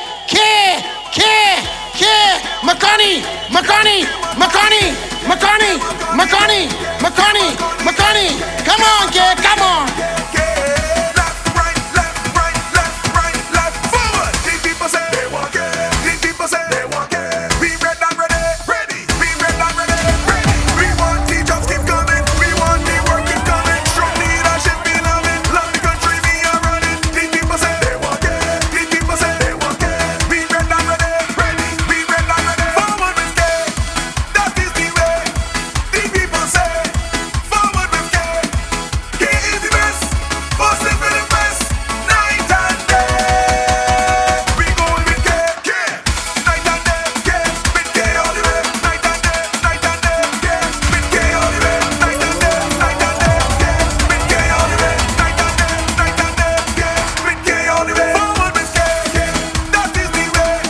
The people say forward with Kay. Kay is the best. For St. Philip West.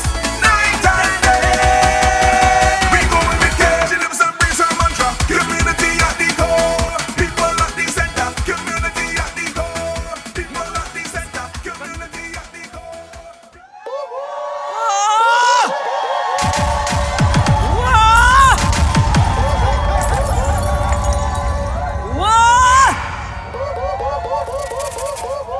Six Roads, good night.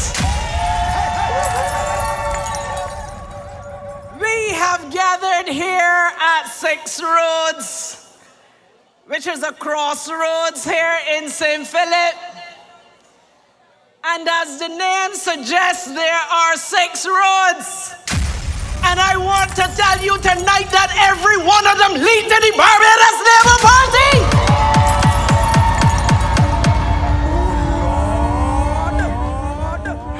This road up here leads to Indar and Kay.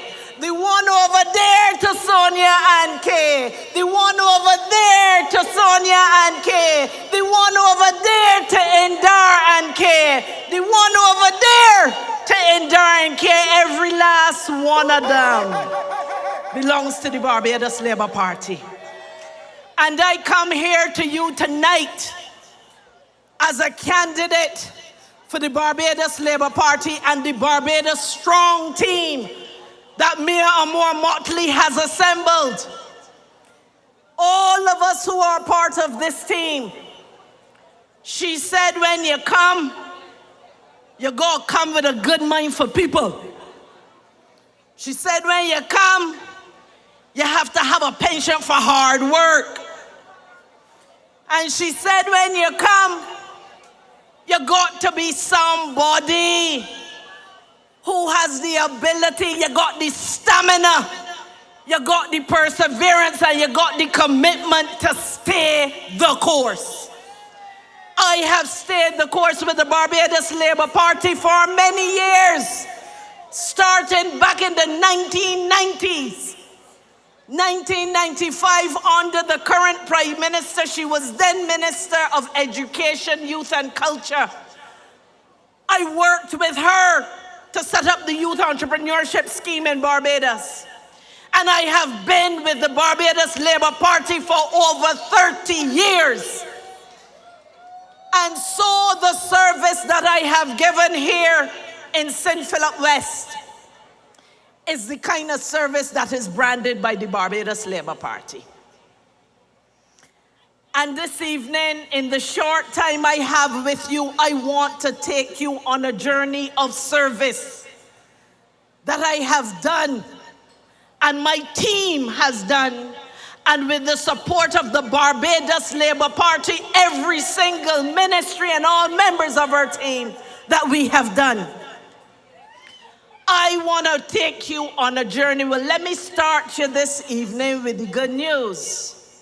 For those of you who live in Farm Gardens, who live in Farm Road Terrace, who live in Congo Road, who live on this side of 6 Roads, I want to let you know that in a matter of months, that road that leads up past Sadia Bridgetown Credit Union, up Farm Road to Congo Road will begin.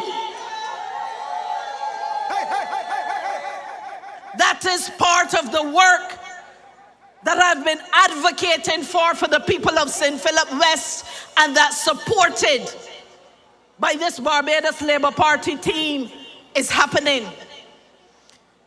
I want to say to you that I am happy for the work that I've done along with this Barbados Labour Party team in the infrastructure of this country. Yorkshire Road is now completed. Cottageville, 40 years later, is on its way. And a number of the cart roads across this constituency are on priority lists to be considered. I am working for this constituency of St. Philip West. And I want to tell you a little bit about housing. And first I want to say congratulations to those residents in Jade Circle at the back of Coverley, who today, and we have some of them here with us, after 20 years, they now have conveyances for the properties on which they live. I am happy to be working for the people of St. Philip West. And I want to say to the people up in Farm Road, those houses that have lived, the people who have lived with asbestos roofs for the last 30 years, we have started the process, and one by one, we intend to make the homes of people in Farm Gardens safer with the removal of those roofs. 2 down and 10 to go. And I want to tell you that when another person who is walking around this constituency was in office and the member of parliament, those same houses had asbestos. And those same people in Coverley, in Jade Circle, could not get conveyances. But guess what? They did nothing. I am here to say that I am here to solve people's problems and to work with them to make their lives better. And I want to talk about jobs. Oh, Lord knows that there are not enough jobs for all the people who want. But I am happy to say that, like the Barbados Labour Party, I am committed to putting money in people's pockets. And the JobWorks program that has been a part of my service to St. Philip West started before I even became the elected member of parliament. And the JobWorks program, 3 different parts of it, 3 different parts: job readiness, job placement, and then support after until you get your first paycheck. Over 300 people of St. Philip West have benefited. And I feel so very proud of those people who have been able to secure jobs. And I will continue to work for the many more who are still to get jobs. I'm working for these people.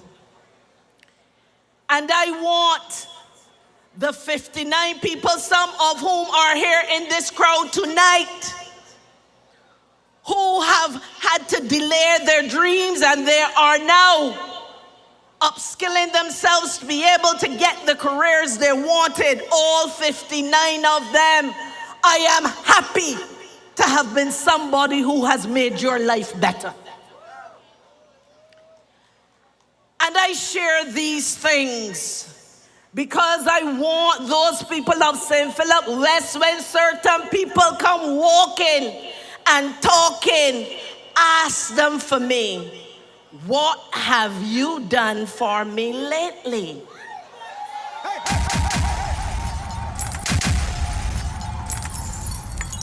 Because there are some people who were waiting on our Prime Minister to call elections so that they can come and talk.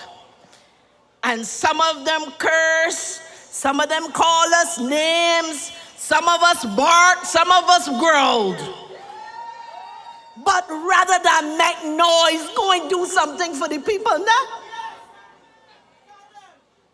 I have to say that I have an amazing team, and many of these people here you see are not just here to celebrate.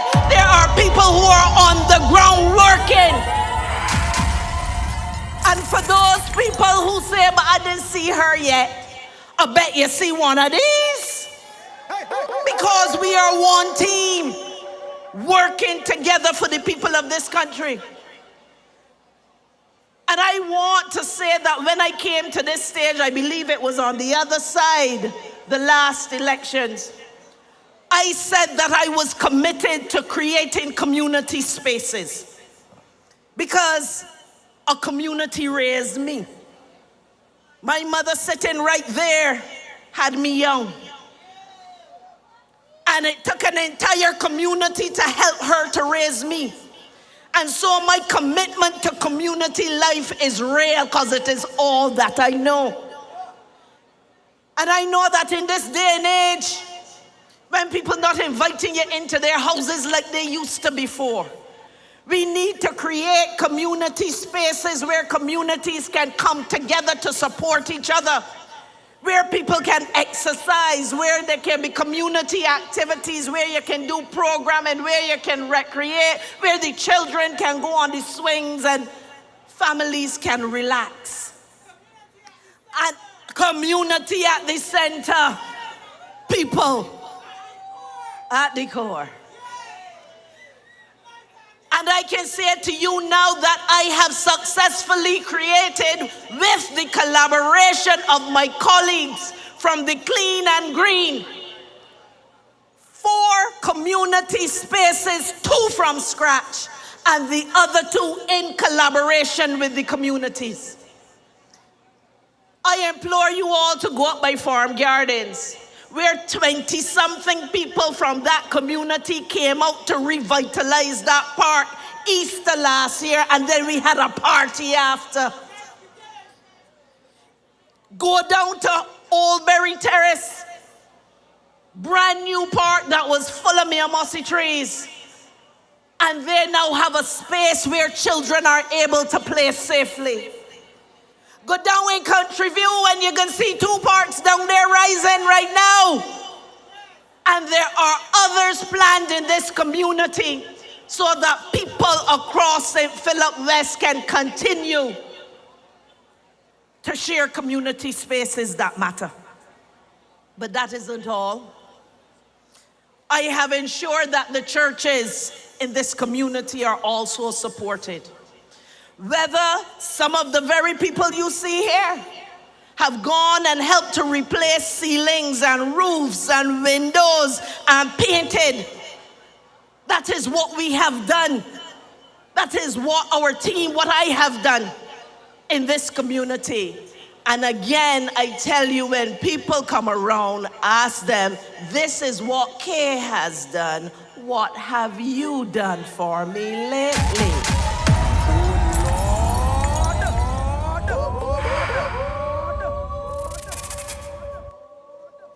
And I want to talk to you about some work that we are continuing to do with regards to pavilions in this constituency.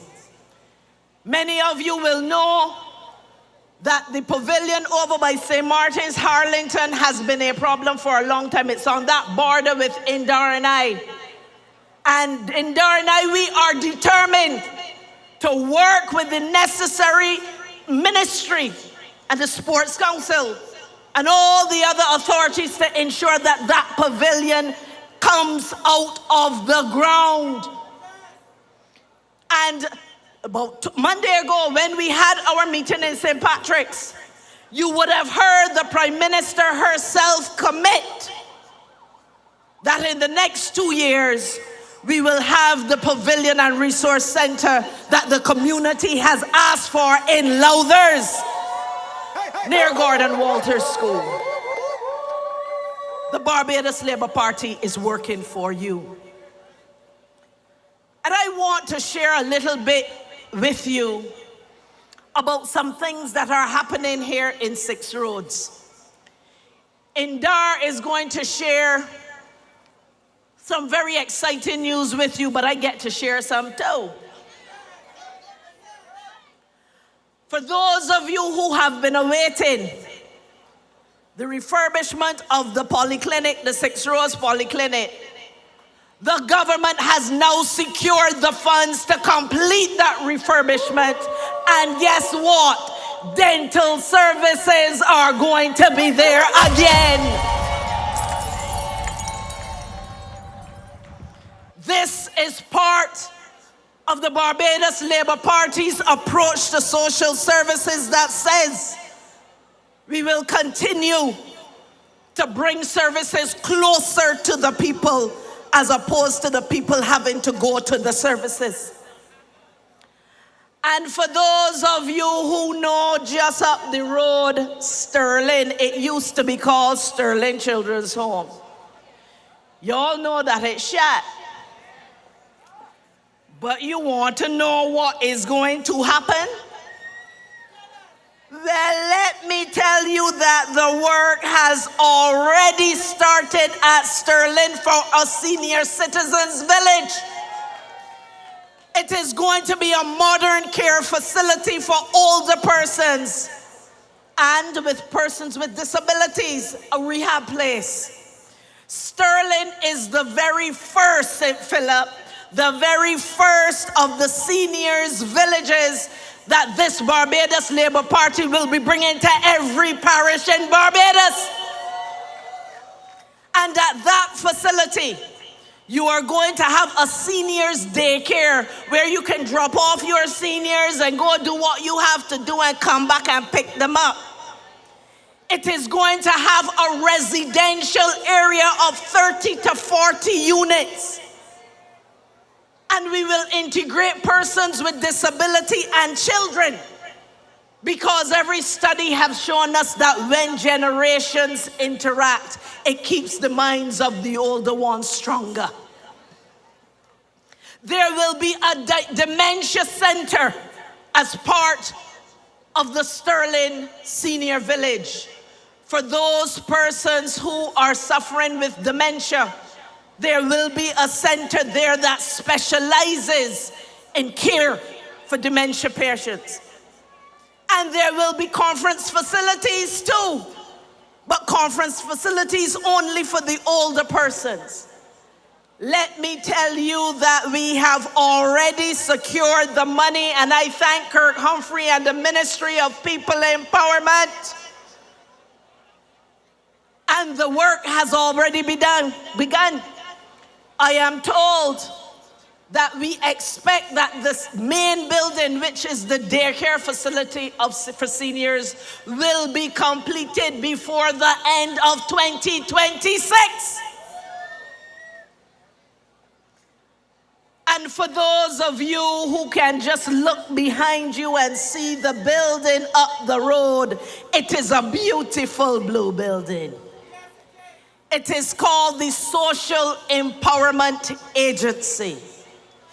That building, which was opened by the Prime Minister of Barbados, by Kirk Humphrey, and myself just about 2 weeks ago, it is the new story in how this Barbados Labour Party intends to do social services. Some of you out here, and I saw a couple on the other side, who have had the privilege to benefit from welfare, or from the National Assistance Board, or from the Child Care Board, or from the National Disabilities Unit. You will recognize that you now no longer have to run from here to there, to there, to there to get services, because all the services are up there in that blue building called SIA. And the beautiful thing is, for those of you who remember that there was a time when Barbados, when St. Philip had lost the office up here for a couple years, and people had to go to different places, you will know that now anybody from anywhere can go to any of the SIA offices and get the service. Thankfully, the first one and the only one is right here in St. Philip. There is so much more that I can tell you about what is in store for Six Rose, but I am not going to steal the thunder of Indarware, because that's how we does live. This is a Barbados strong, a Bajan strong, a BLP strong team. But I want to share with you, many of you here, including my mother, went to school at Princess Margaret, not far from there. Let's hear the people from Princess Margaret. A lot of people.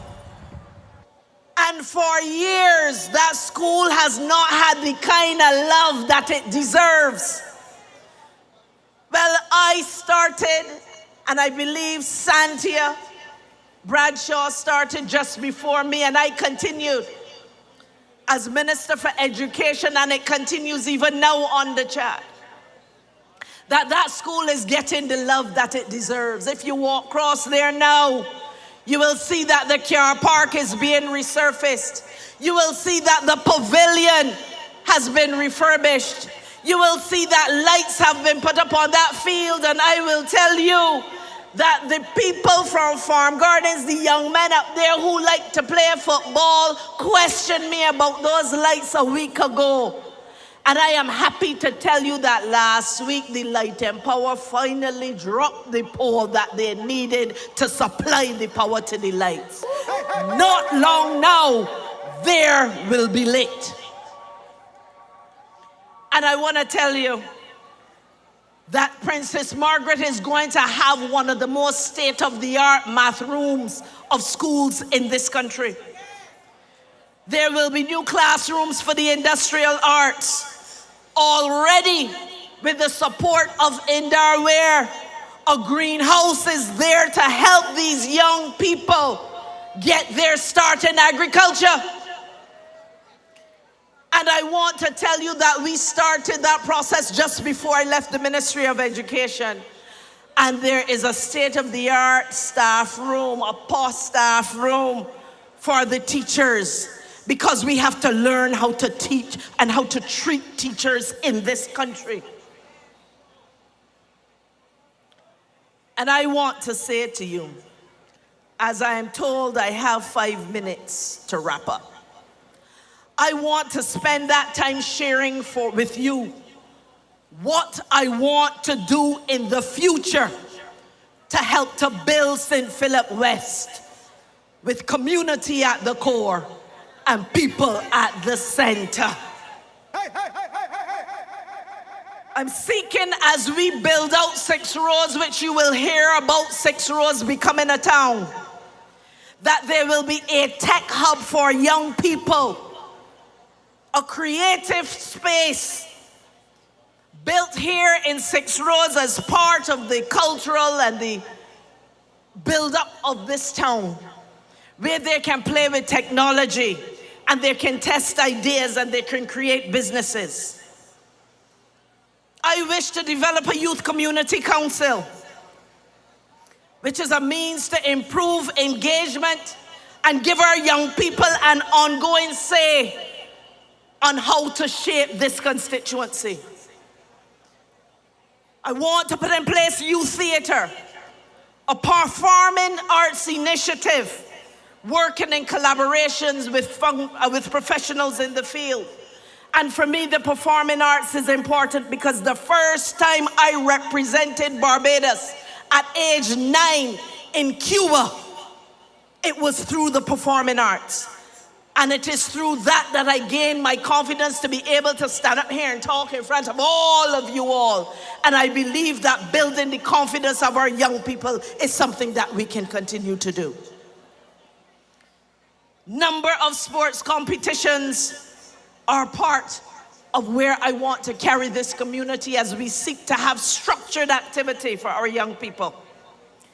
And this program, the Family Cares program, a family-centered program that will support mental wellness and strengthen the resilience of families, is one of the programs I want to place.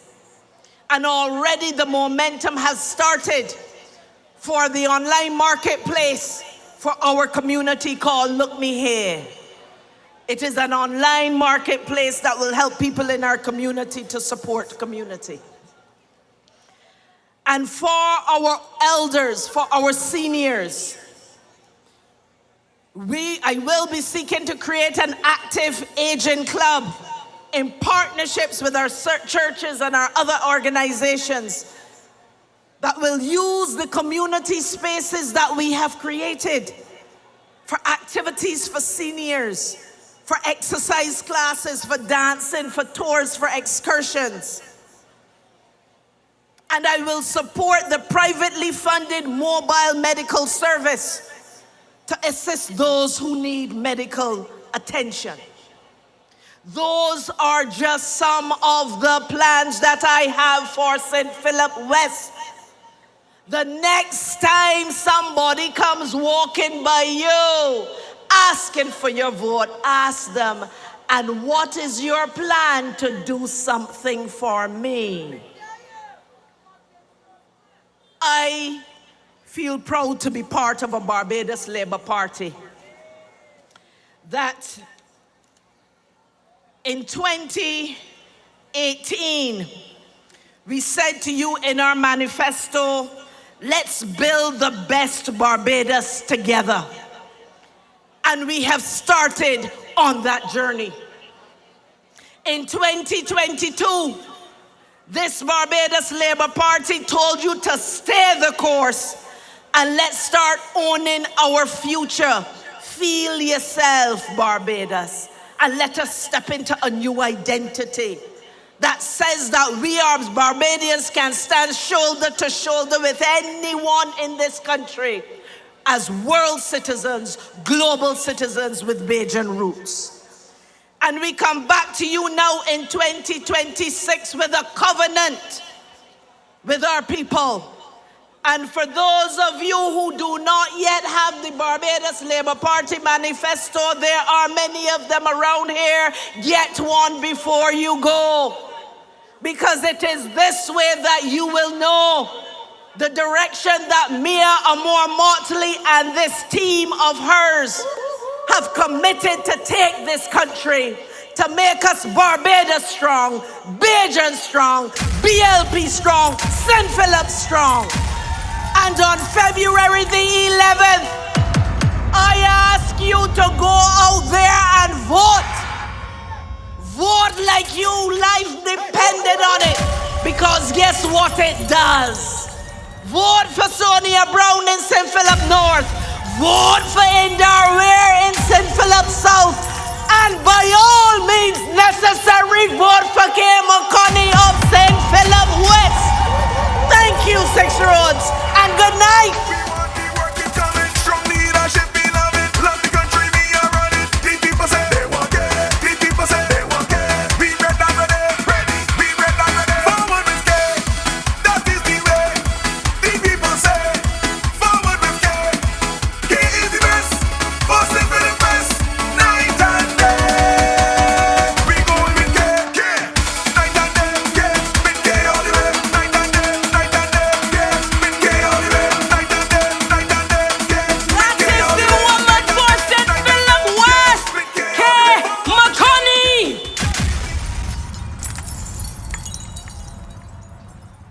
We're going to keep it moving nice and easy. But I just want to come back to the conversation about choices.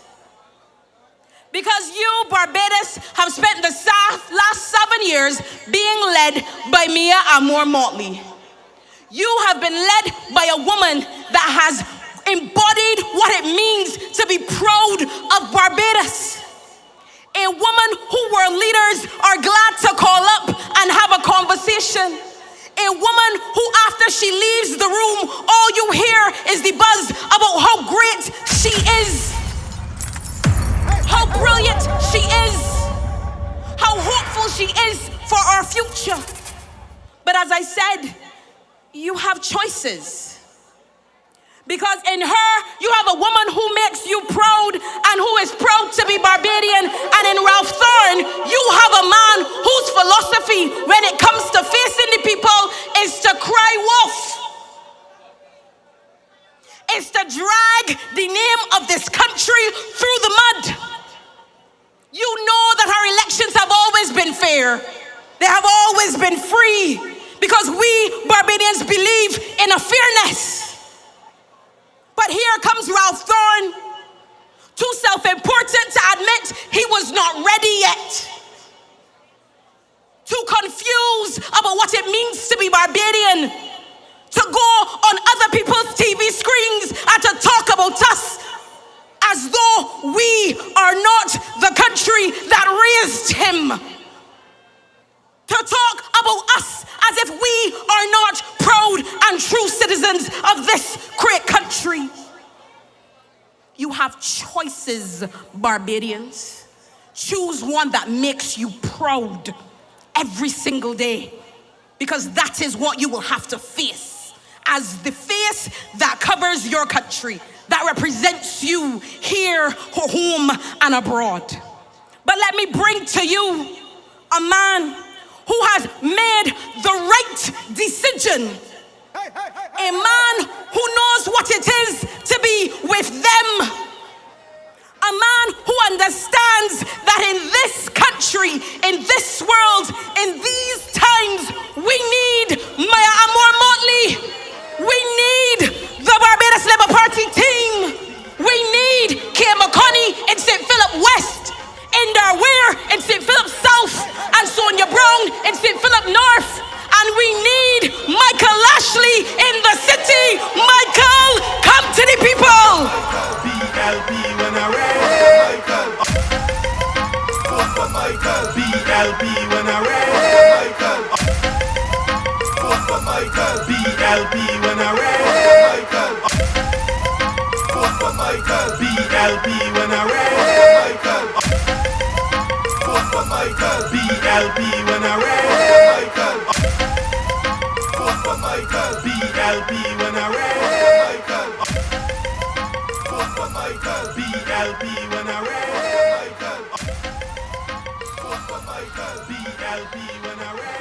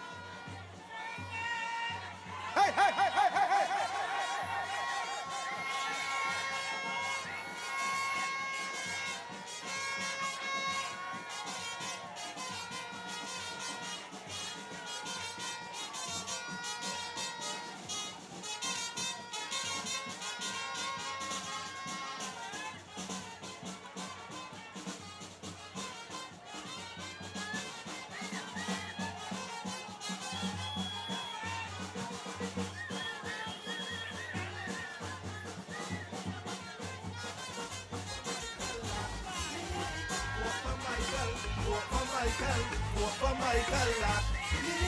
Vote for Michael, vote for Michael, vote for Michael.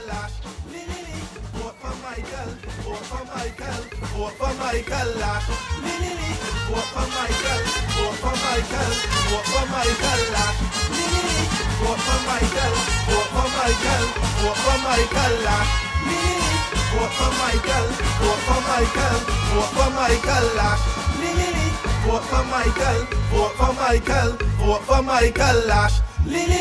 Vote for Michael, vote for Michael, vote for Michael. Vote for Michael, vote for Michael, vote for Michael. Vote for Michael, vote for Michael, vote for Michael. Vote for Michael, vote for Michael, vote for Michael. Calling the boss, the poor people governor, the man with the plan for each and every one. Michael, ready for your situation. Come everybody join hand in hand. PLP for this election. Vote for Michael, vote for Michael, vote for Michael. Vote for Michael. All right, my vote people, for Michael, my vote people, for Michael. my people. Let me settle this. Because we have court tonight. I come here to prosecute.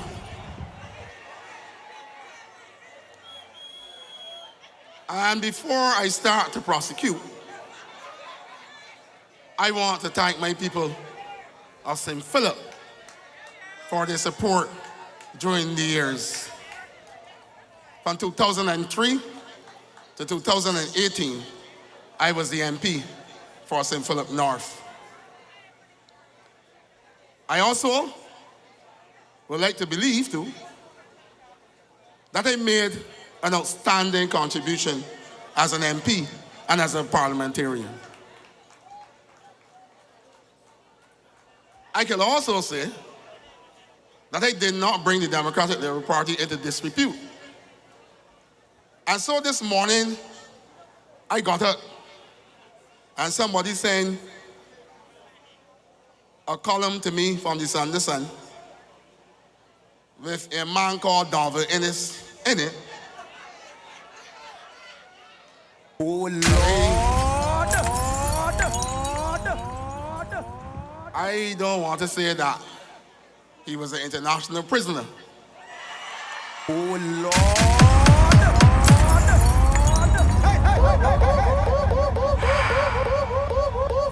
Oh Lord. But when he interfered with me, I will have to interfere with him. And as a lawyer, I like to walk with the evidence.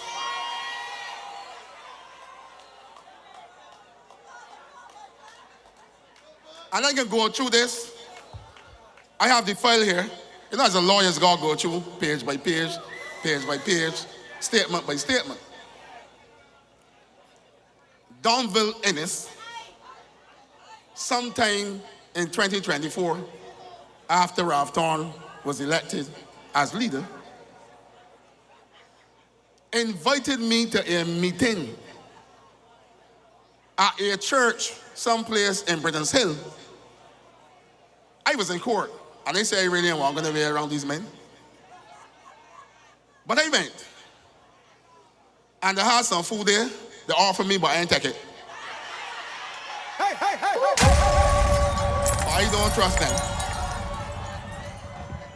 And not only that, the food didn't look so good. Some stale salt bread and whatever. But yeah. And so when I went in the meeting, I decided I keep myself correct. I ain't saying nothing. And the debate was,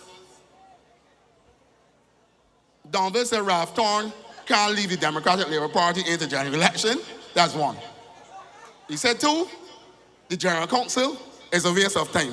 They don't discuss policy, they just discuss who for who hate Ralph, who hate this body, and they don't do any kind of hard work. They just don't deal with policy whatsoever. He said that the Executive Council is a waste of time. And he said he wants to run in St. James South. And so he then started the campaign.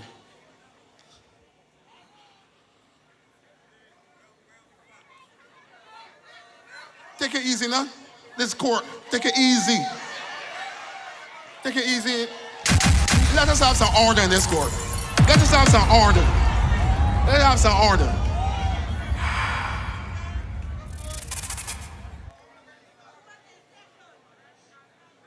Got it here now. In 2024, December, I received a WhatsApp from Don Valinis saying that he wants to plan and get together a group of people to bring in a confidence motion against Ralph Torn. Yeah, it's here. It's here.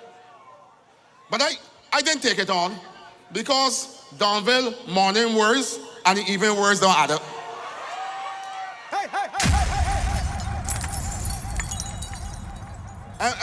And I would say this. And then he start attacking me.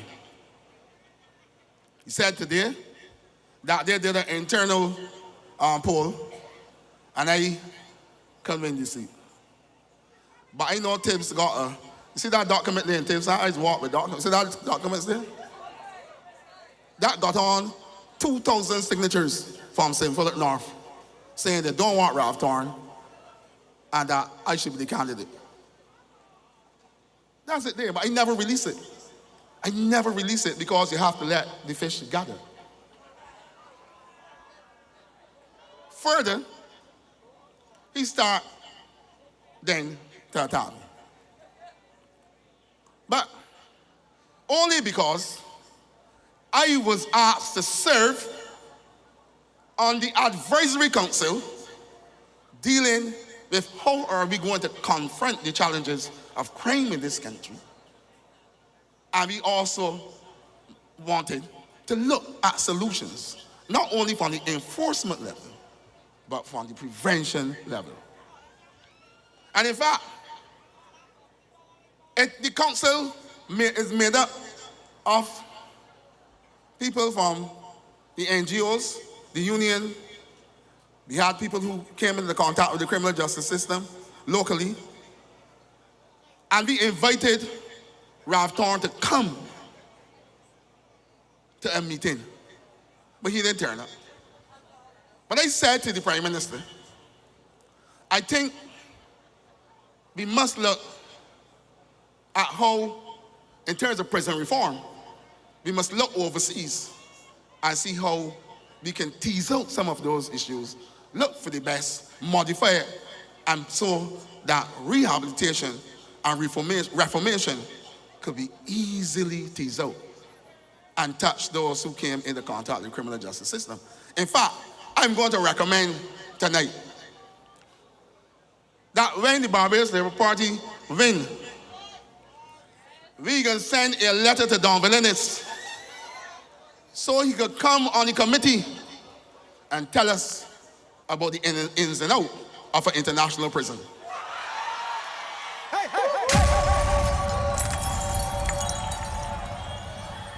I tell you, don't interfere with me.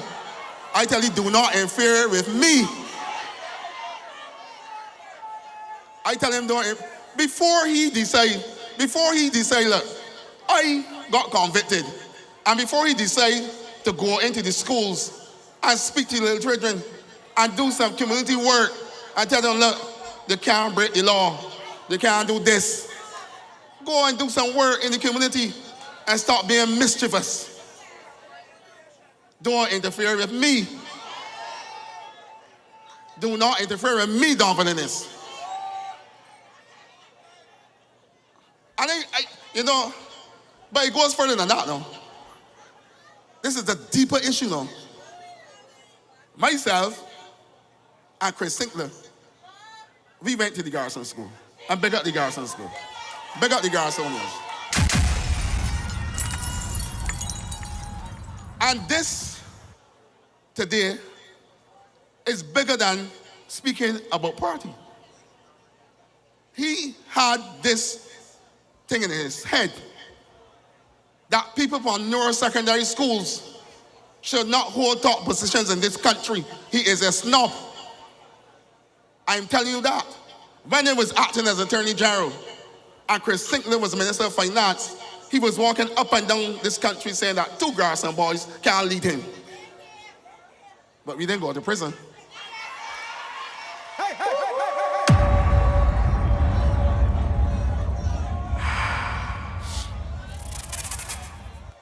I'm not even feeling so well. I had to get some Vicks and some ointment and all kind of things one time. We had a big motorcade today. We broke up the city.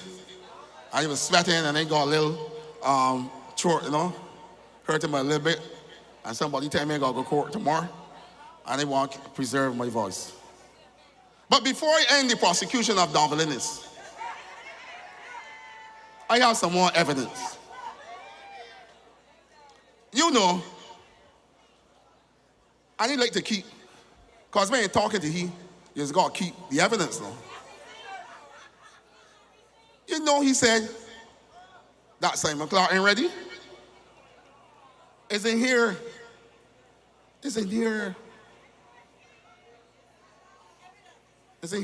right in here. And so I tell him to leave me alone. Leave me alone. I'm a very quiet fella. I'm very shy. I'm very quiet. Oh Lord. Well, let me go further. I was asked to speak tonight. I want to say though, that the 3 MPs for this area, they have done so much work. And we must clap for that. I haven't seen a presence of the Democratic Labour Party in St. Philip West. I ain't see a cricket match. I ain't see a picnic. I ain't see nothing. And I can tell you this, when I was MP, I had to carry all 3 constituencies on my back. I can tell you that. They can't find the other 2. So when the schools call me, when the churches call me, I had to step up to the task. And I want to say to the 3 MPs, you have nothing to worry about. Nothing to worry about. Neil Marshall is struggling. I don't know if he opened an office yet. Somebody opened the office 2 days ago. And you want me to stick in the Democratic Labour Party?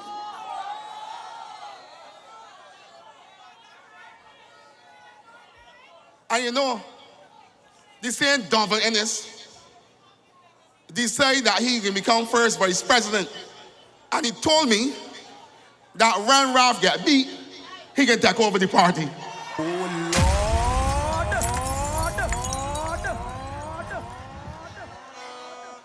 Tell he don't bring my railings, don't bring his railings and my pail in here.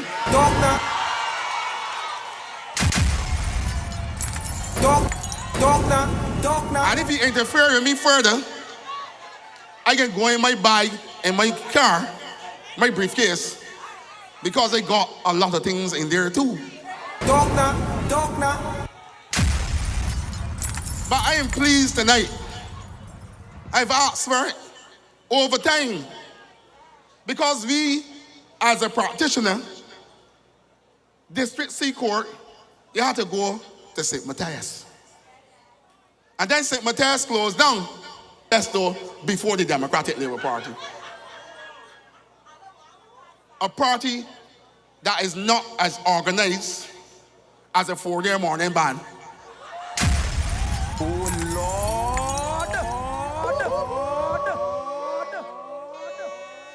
But, that civic center, along with King George Park, redeveloping St. George Park. I can tell you this. St. Philip got some of the best Calypsonians. They got some of the best musicians. In fact, I used to play bass guitar. So I play bass guitar. My brother plays the KC in the Sunshine Band, plays bass. Placid Bay is my first cousin. Andrew Mason is my first cousin. So he's a Mason. And so I have a special place in my heart for music and cultural development.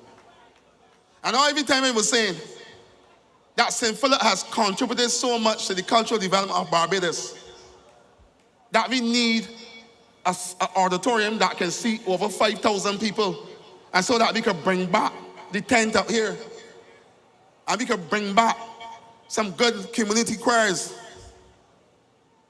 and we can bring back the youth groups, and that all the schools can hold their graduations at that auditorium. And I ain't gonna put in a plug. I know who got vexed with me, but I feel that we should name that auditorium after Placid Bay. Wanna agree with me?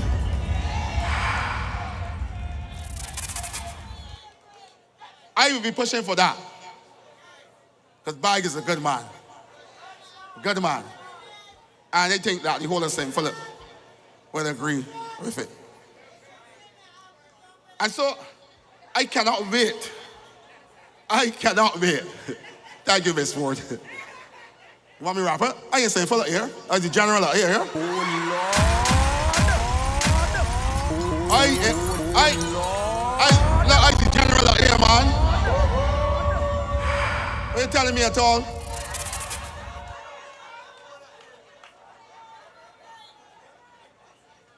All right.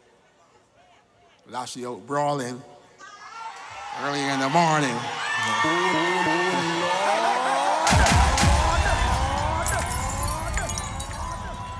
And so I know that there will be housing development in St. Philip too. And this is important. And you know, last night I heard the speaker down in St. John on the Democratic Labour Party. He said that they can increase property transfer tax. Imagine that. He said that you can increase property transfer tax. Well, if you increase that, you're making land transactions more expensive, more cumbersome, and people that need land will be shut out. Contrast that with the Barbados Labour Party. And you can see in this manifesto that we have proposals to strengthen the conveyancing system in Barbados, making it easier, and so that title could get into the hands of ordinary Barbadians. You have been a wonderful audience. I am still under the weather, but you know, I gotta leave it here. Good night. Good night. Good night. Good night. Ready for your situation. Come everybody join hand in hand. BLP for this election. Vote for Michael, vote for Michael, vote for Michael Lash. Lily, vote for Michael, vote for Michael, vote for Michael Lash. Lily, yes the uptown posse them ready. Downtown say them ready, them ready. In the city we know you're ready. Come out early, vote Michael Ashley. Barbados, ready. BLP, ready. Michael Ashley, ready. The people from town that speak already. Wanna like that, huh? I know, man. Wanna bad behave. Yeah. That is the next parliamentary representative for the city of Bridgetown. I tell Donville, you send trouble here. But we're gonna keep it moving. This man has worked so hard over the years to make sure that agriculture is on a steady path. Ladies and gentlemen, the next parliamentary representative for the constituency of St. Philip South, Indar Weir. I-N-D-A-R, that's what we voting for. I-N-D-A-R, that's what we voting for. I-N-D-A-R,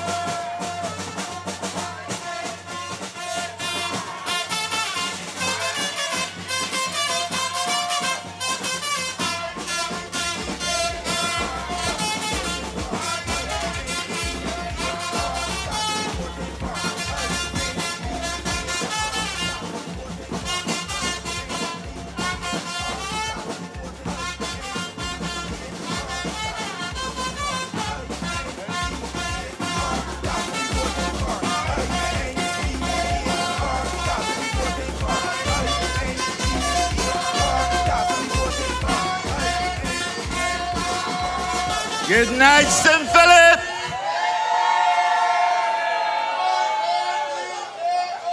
We are in the Republic, and it turned the whole place red.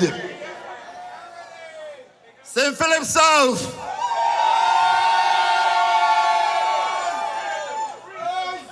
You can imagine what it could look like on the 11th of February? Blows for Marshall.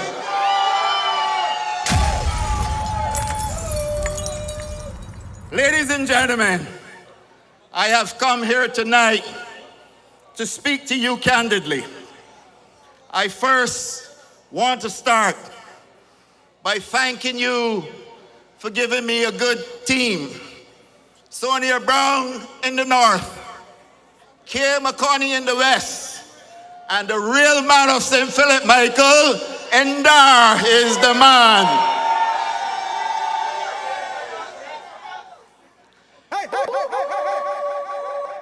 We're not easing up, ladies and gentlemen. I start by thanking you, the good people of St. Philip South, for reposing your trust and your confidence in me to be your parliamentary representative for 2 successive parliamentary terms.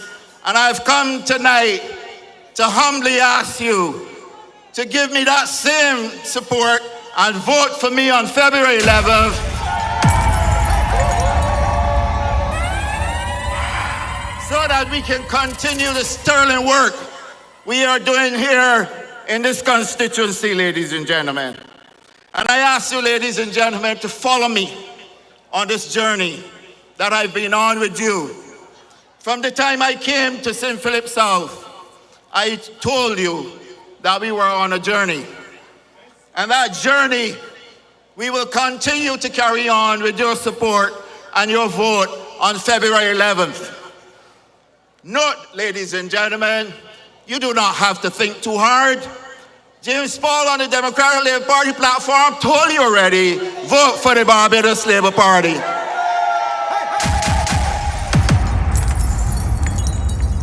Now, if they can tell you that, you know what you have to do.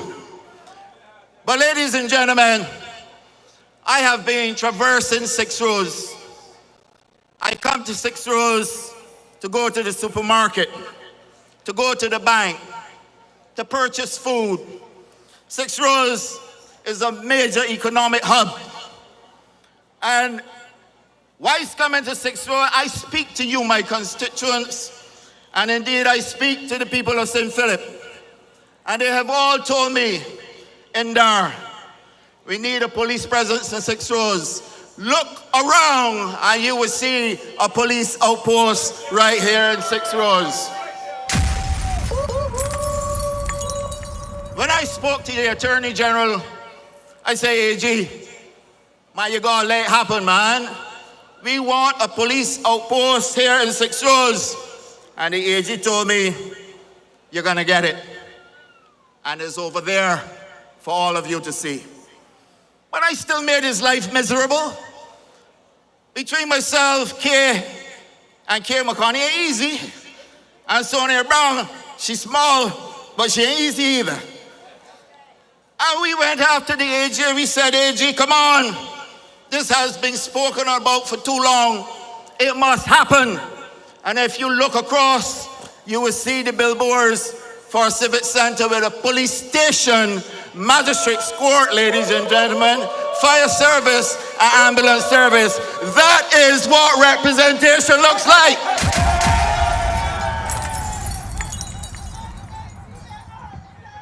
And you know, we're doing all these things and you can see them in front of your face. The Dems out there talking and bringing all kind of fake news.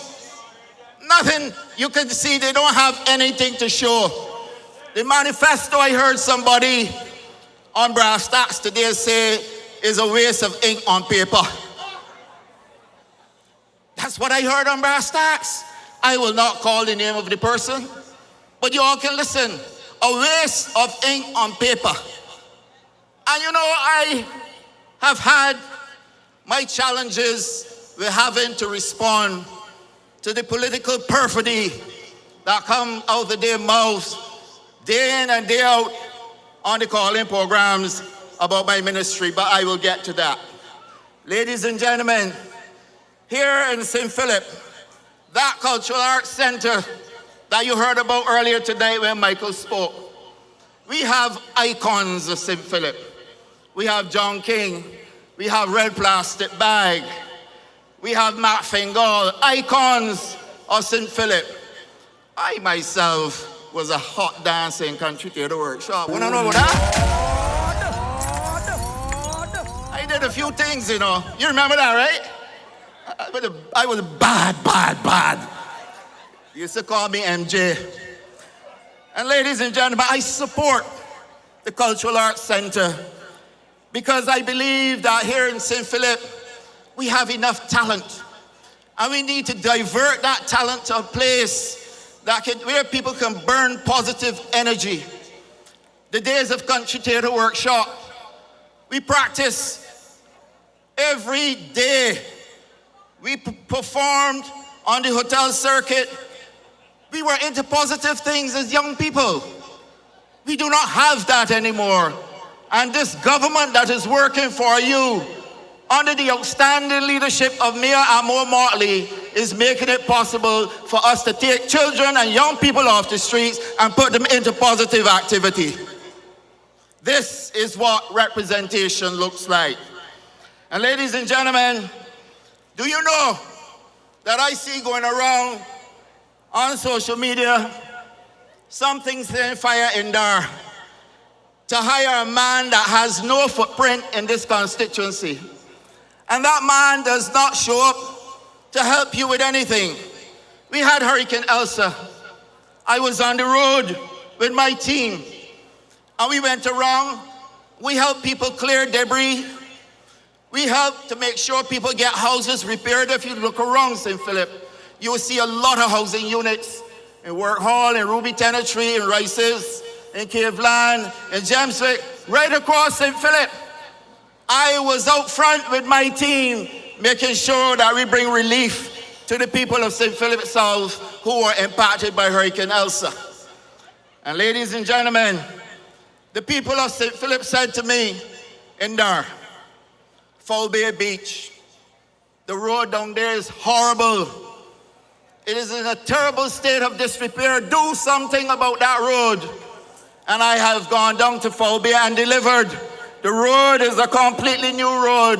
And we have put in the benches and the picnic benches and tables so that you, the people of St. Philip and St. Philip South, can return to Foul Bay for your picnics and your excursions. But you know that, do you know that St. Philip has two major hotels in St. Philip South at the Crane, and between St. Philip South and St. Philip North at Sam Lawrence Castle. And those visitors look for some place to go. They can go to Foul Bay. Foul Bay is a historic site built by our fishermen. And what I am doing now to complete Foul Bay is to put in the bathroom facilities, the lights, and of course, Foul Bay will be transformed. This is what you call representation. This is what it looks like.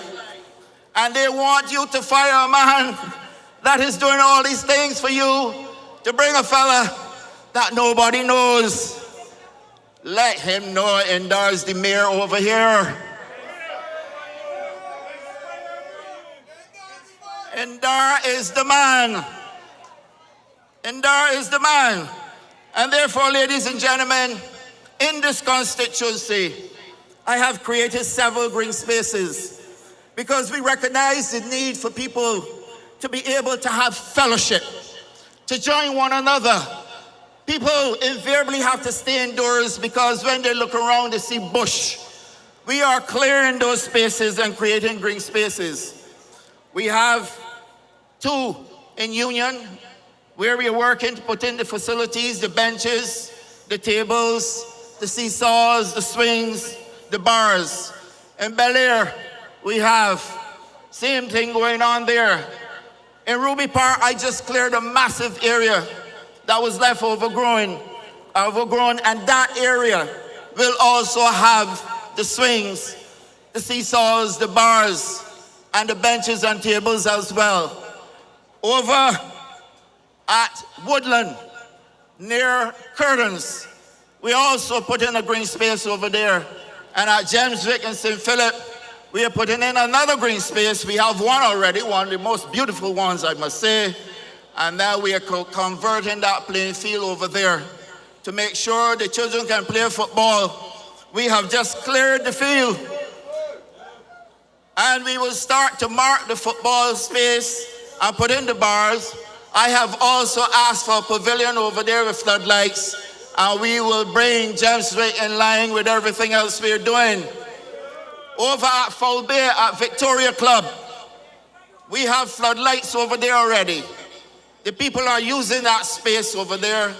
Patrick is working with the under 13 boys to do the cricket program. Some of those boys already playing for the West Indies team that came through Patrick's training. Polly is also in the under 19 West Indies cricket team, a product from over there. And I have been in this constituency working as hard as I possibly can with the support of my colleagues.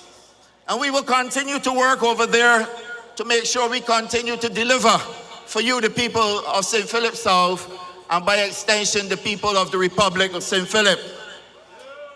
Ladies and gentlemen, it doesn't stop there. Roads. I've been asked to look at the infrastructure of this constituency. When you were driving from Crane to Sam Lars Castle, the road was horrible. You now have a new road going from Crane to Sam Lars Castle, and we will continue to work to expand that roadworks program. You're gonna get several community roads, 10 of them in Long Bay Village. Across at Ponders, you're also gonna get at Foul Bay Village, and of course Harmony Lodge in St. Philip.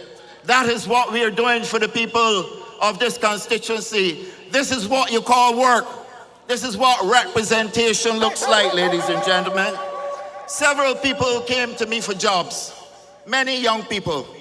I've been able to help people with jobs right across from casual labor as far as clerical and professional.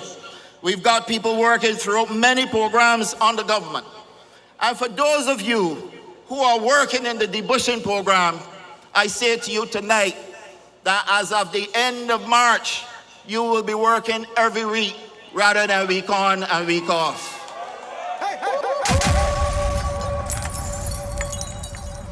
This is what representation looks like, ladies and gentlemen. This is what leadership is. And I hear throughout this whole campaign about leadership. This campaign is about strong leadership. There is only one person at this point in time that brings to the table the experience and the knowledge to lead this country, and that person is Mayor Amo Motley.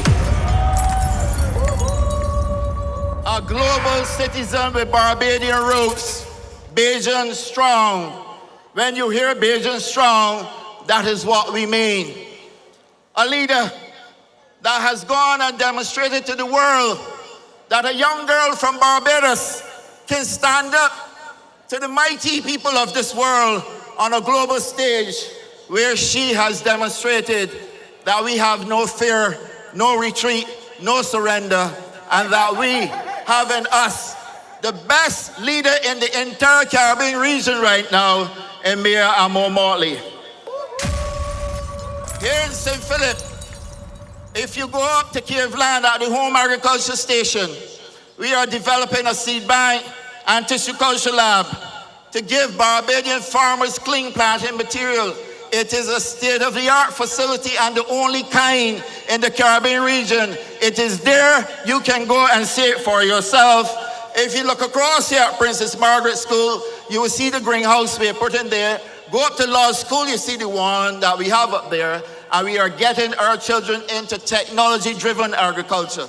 Ladies and gentlemen, They cannot compare to the work of this government. They cannot compare to Indar Weir. They cannot compare to Kay McConney. They cannot compare to Sonia Brown. I want you to give me a strong team in St. Philip. Give me back Sonia. Give me back Kay.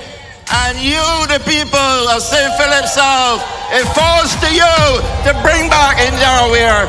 Good night and may God bless you. We roll over Indar. I roll over Indar.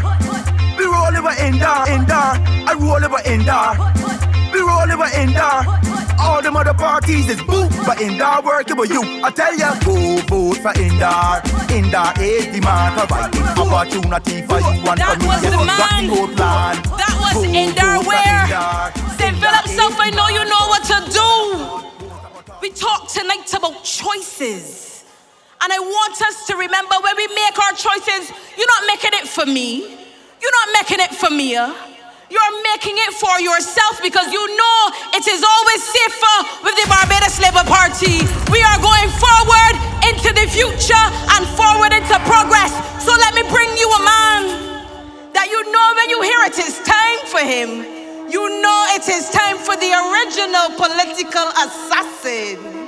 Let me bring you Carrie Simmons. Always feel like styling right next to Carrie Simmons is where you will find me. And the posse doing Dixie, his plans they got me tipsy. Now's the time to get through, so this is what we do. This is what we do. Rolling with Carrie Simmons. This is what we do. Voting for Carrie Simmons. This is what we do. Rolling with Carrie Simmons. If we want to get through, this is what we do.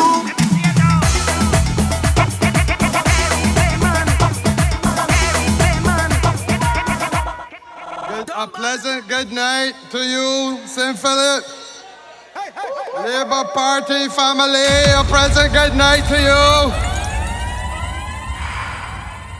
I gotta do a little public service announcement. There's a gentleman called Edsel Roach. Edsel, you know, you gotta come to the front of the stage. Family looking for you. Ladies and gentlemen, Labour Party family, are you good? Is Indar coming home? Is Kay McConney coming home? Is Dr. Sonia Brown coming home? God bless you all. I come here tonight because it is here in St. Philip that some of the worst atrocities in Barbadian political history took place. I feel the pain of you, the people of St. Philip, and it is important that we draw a line in the sand. It was here, it was from here that you bore the shame at the very start of this campaign.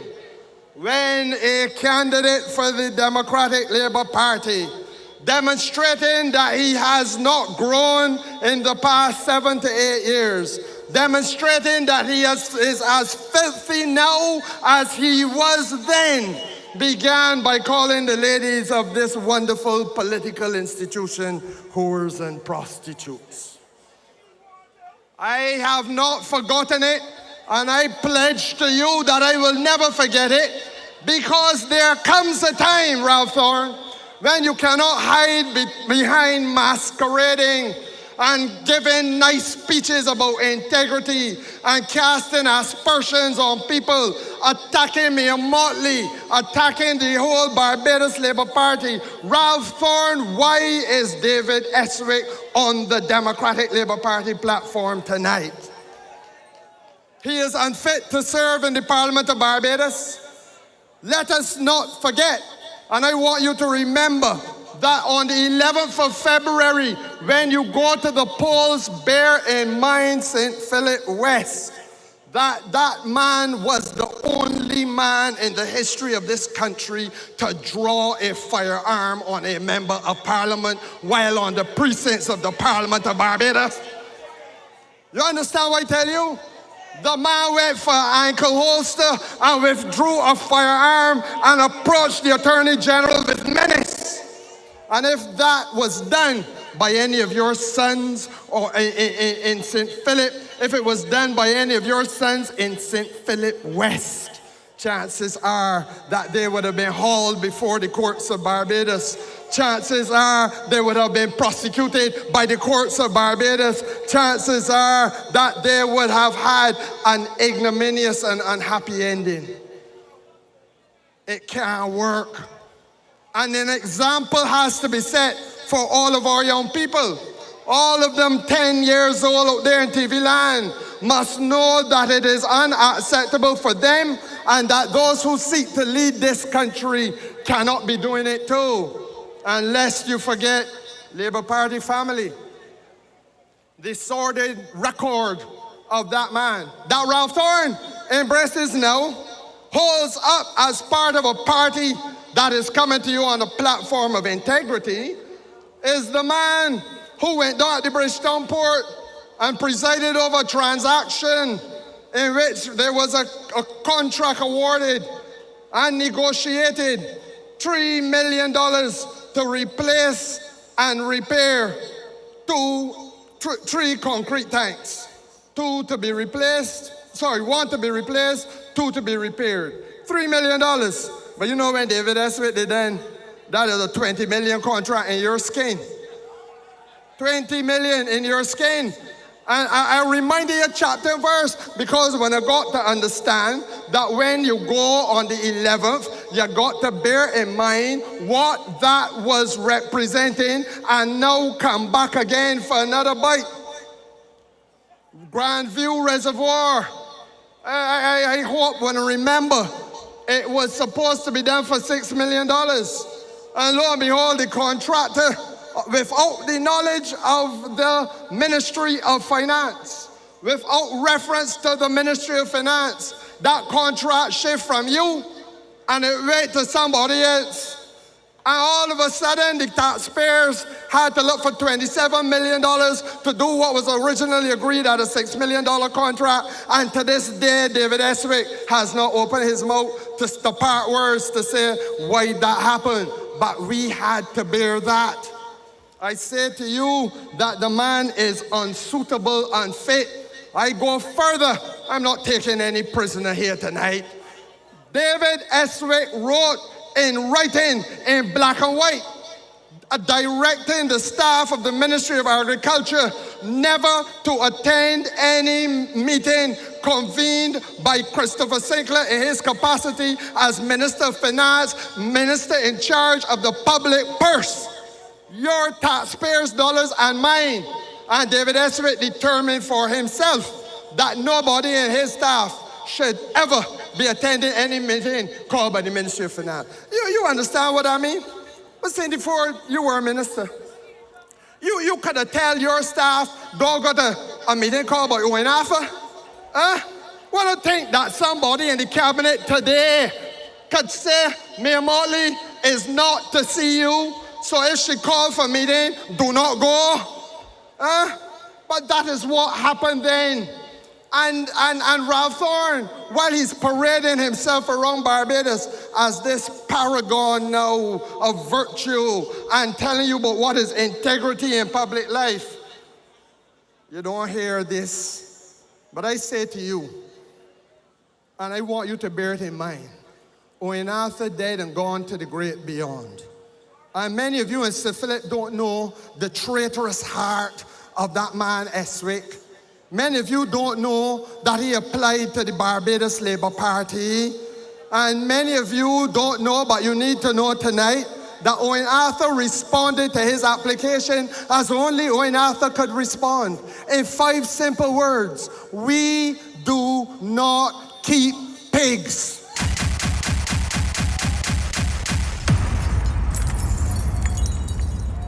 And I ain't done there. Last night, St. John, 300 people attended the launch of the Democratic Labour Party manifesto. In my view, that is 300 too much, so we have a lot of work to do, comrades. That is 300 too much. And Ralph Thorne talked to the people about there being a need to declare assets. I say tonight, Ralph Thorne too is unsuited for office in this country. Ralph Thorne ought to know, and if he does not know, he should be ashamed not to know, that every single member of the cabinet of Barbados, when we were sworn in, declared our assets, and they are held by the cabinet secretary of Barbados, man. Every single one of us, bar none. And you know who ain't declaring our assets when they held the office of leader of the opposition?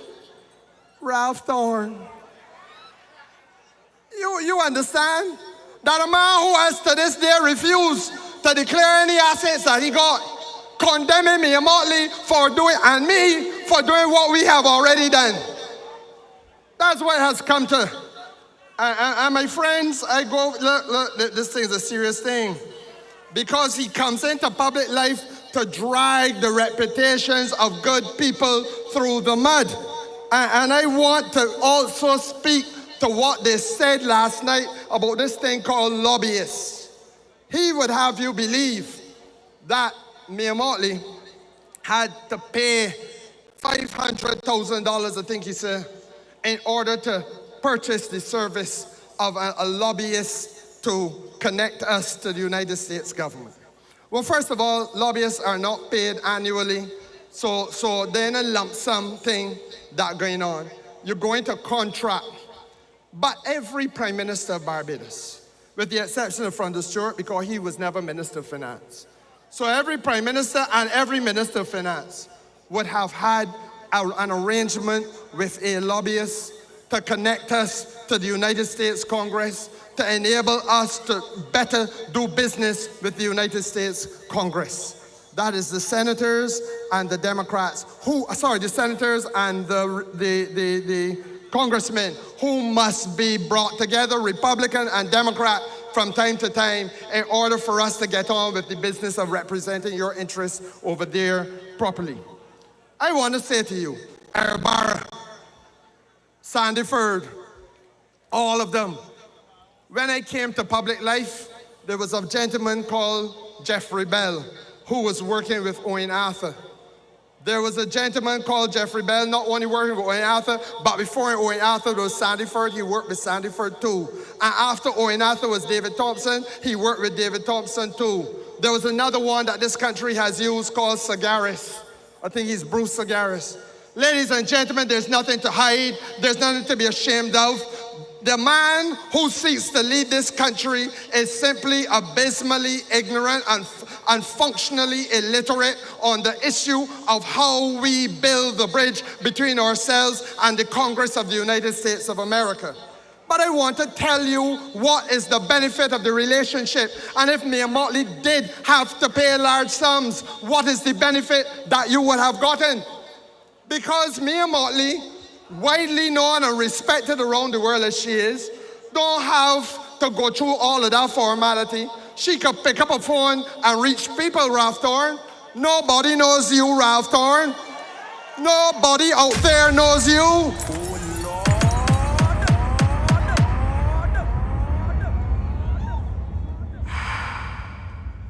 This is a serious thing.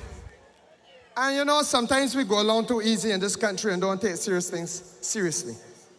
There is a reality of life called correspondent banking that every bank that you do business with needs, if they're going to do business outside of Barbados, to have a connection to another bank in order to enable you to move your money from Barbados to take that money wherever you want to go. So if you had a little child, for example, that tell you one morning, Mommy, I am off to Canada, I am off to England to study. Then you gotta move money to help that little child pay rent. You gotta move money to get the food for the little child. You gotta do the things that a parent must do to keep that child overseas. But the bank here can't do it unless it has a corresponding bank arrangement with the bank, with the overseas, so that the money moves from here to that location and on to your son or daughter. If you're doing business and you want to get your goods come in or pay for things that you have brought in, you need to have that corresponding banking arrangement. Ladies and gentlemen, I'm very real. This country has to remember that the United States and others have started to squeeze the Caribbean. And they have put pressure on you and on us by way of a concept called anti-money laundering and what they're protecting against defeat and financing terrorism. And what does it simply mean? It means that the banks in Barbados, the banks across the Caribbean need to know you. But they can't only know you, they gotta know who you do business with as well. And they gotta be able to report on who you do business with, and the persons that they do business with. So it's know your customer, know your customer's customer, and know your customer's customer. That's what the reporting is. And I look at you and I say, I see you saying to me with your minds, but that's a whole lot of long story. And it is. And the banks, Royal Bank of Canada, Scotiabank, in other parts of the Caribbean, I believe it is true that they have now reduced their presence in Antigua, and they've reduced their presence in St. Lucia, and they've reduced their presence in Dominica. And worst of all, in Belize, they pulled out altogether. Do you understand what would happen to Barbados if we did not have a leader like Mia Mottley, who then decided, Ralph Thorne, you want to talk about a lobbyist? Well, Mia Mottley embraced the lobbying process in the United States of America on behalf of the entire Caribbean, Ralph Thorne. And we know, and you know, if you go back to 2023, there was the first ever conference here in Barbados convened on financial access for these little countries. They called it a financial access roundtable. The Prime Minister of Trinidad, as he then was here. The Prime Minister of Dominica was here. And those who were not prime ministers were ministers of finance. The whole Caribbean was represented. So yes, we do reach out. We do work with the Congress. And you know who came to that meeting? The lady who is in charge of the Congressional Committee on Financial Matters in the United States of America, a woman called Maxine Waters. You would know that there, Cynthia. The lady in charge herself came to Barbados. So we ain't got nothing to hide. We did it, and we did it successfully, and we protected the countries of the Caribbean. This man that seeks to lead you was a member of parliament at the time. This man that seeks to lead you should know that that is an essential step that we had to take. And if Ralph Thorne last night betrayed the level of ignorance that he betrayed, all Ralph Thorne did was to tell you he is unfit to serve as the Prime Minister of Barbados. I am not calling him any names, but I want you to take pride. I want you to take pride as we do, as I do, in the fact that there's only one leader in the Caribbean, only one who was called up as a result of all of that to give evidence before the Congress of the United States of America in defense of the financial interests of Barbados and the entire region. Who was that leader? Who was that leader? I can't hear you. Who was that leader?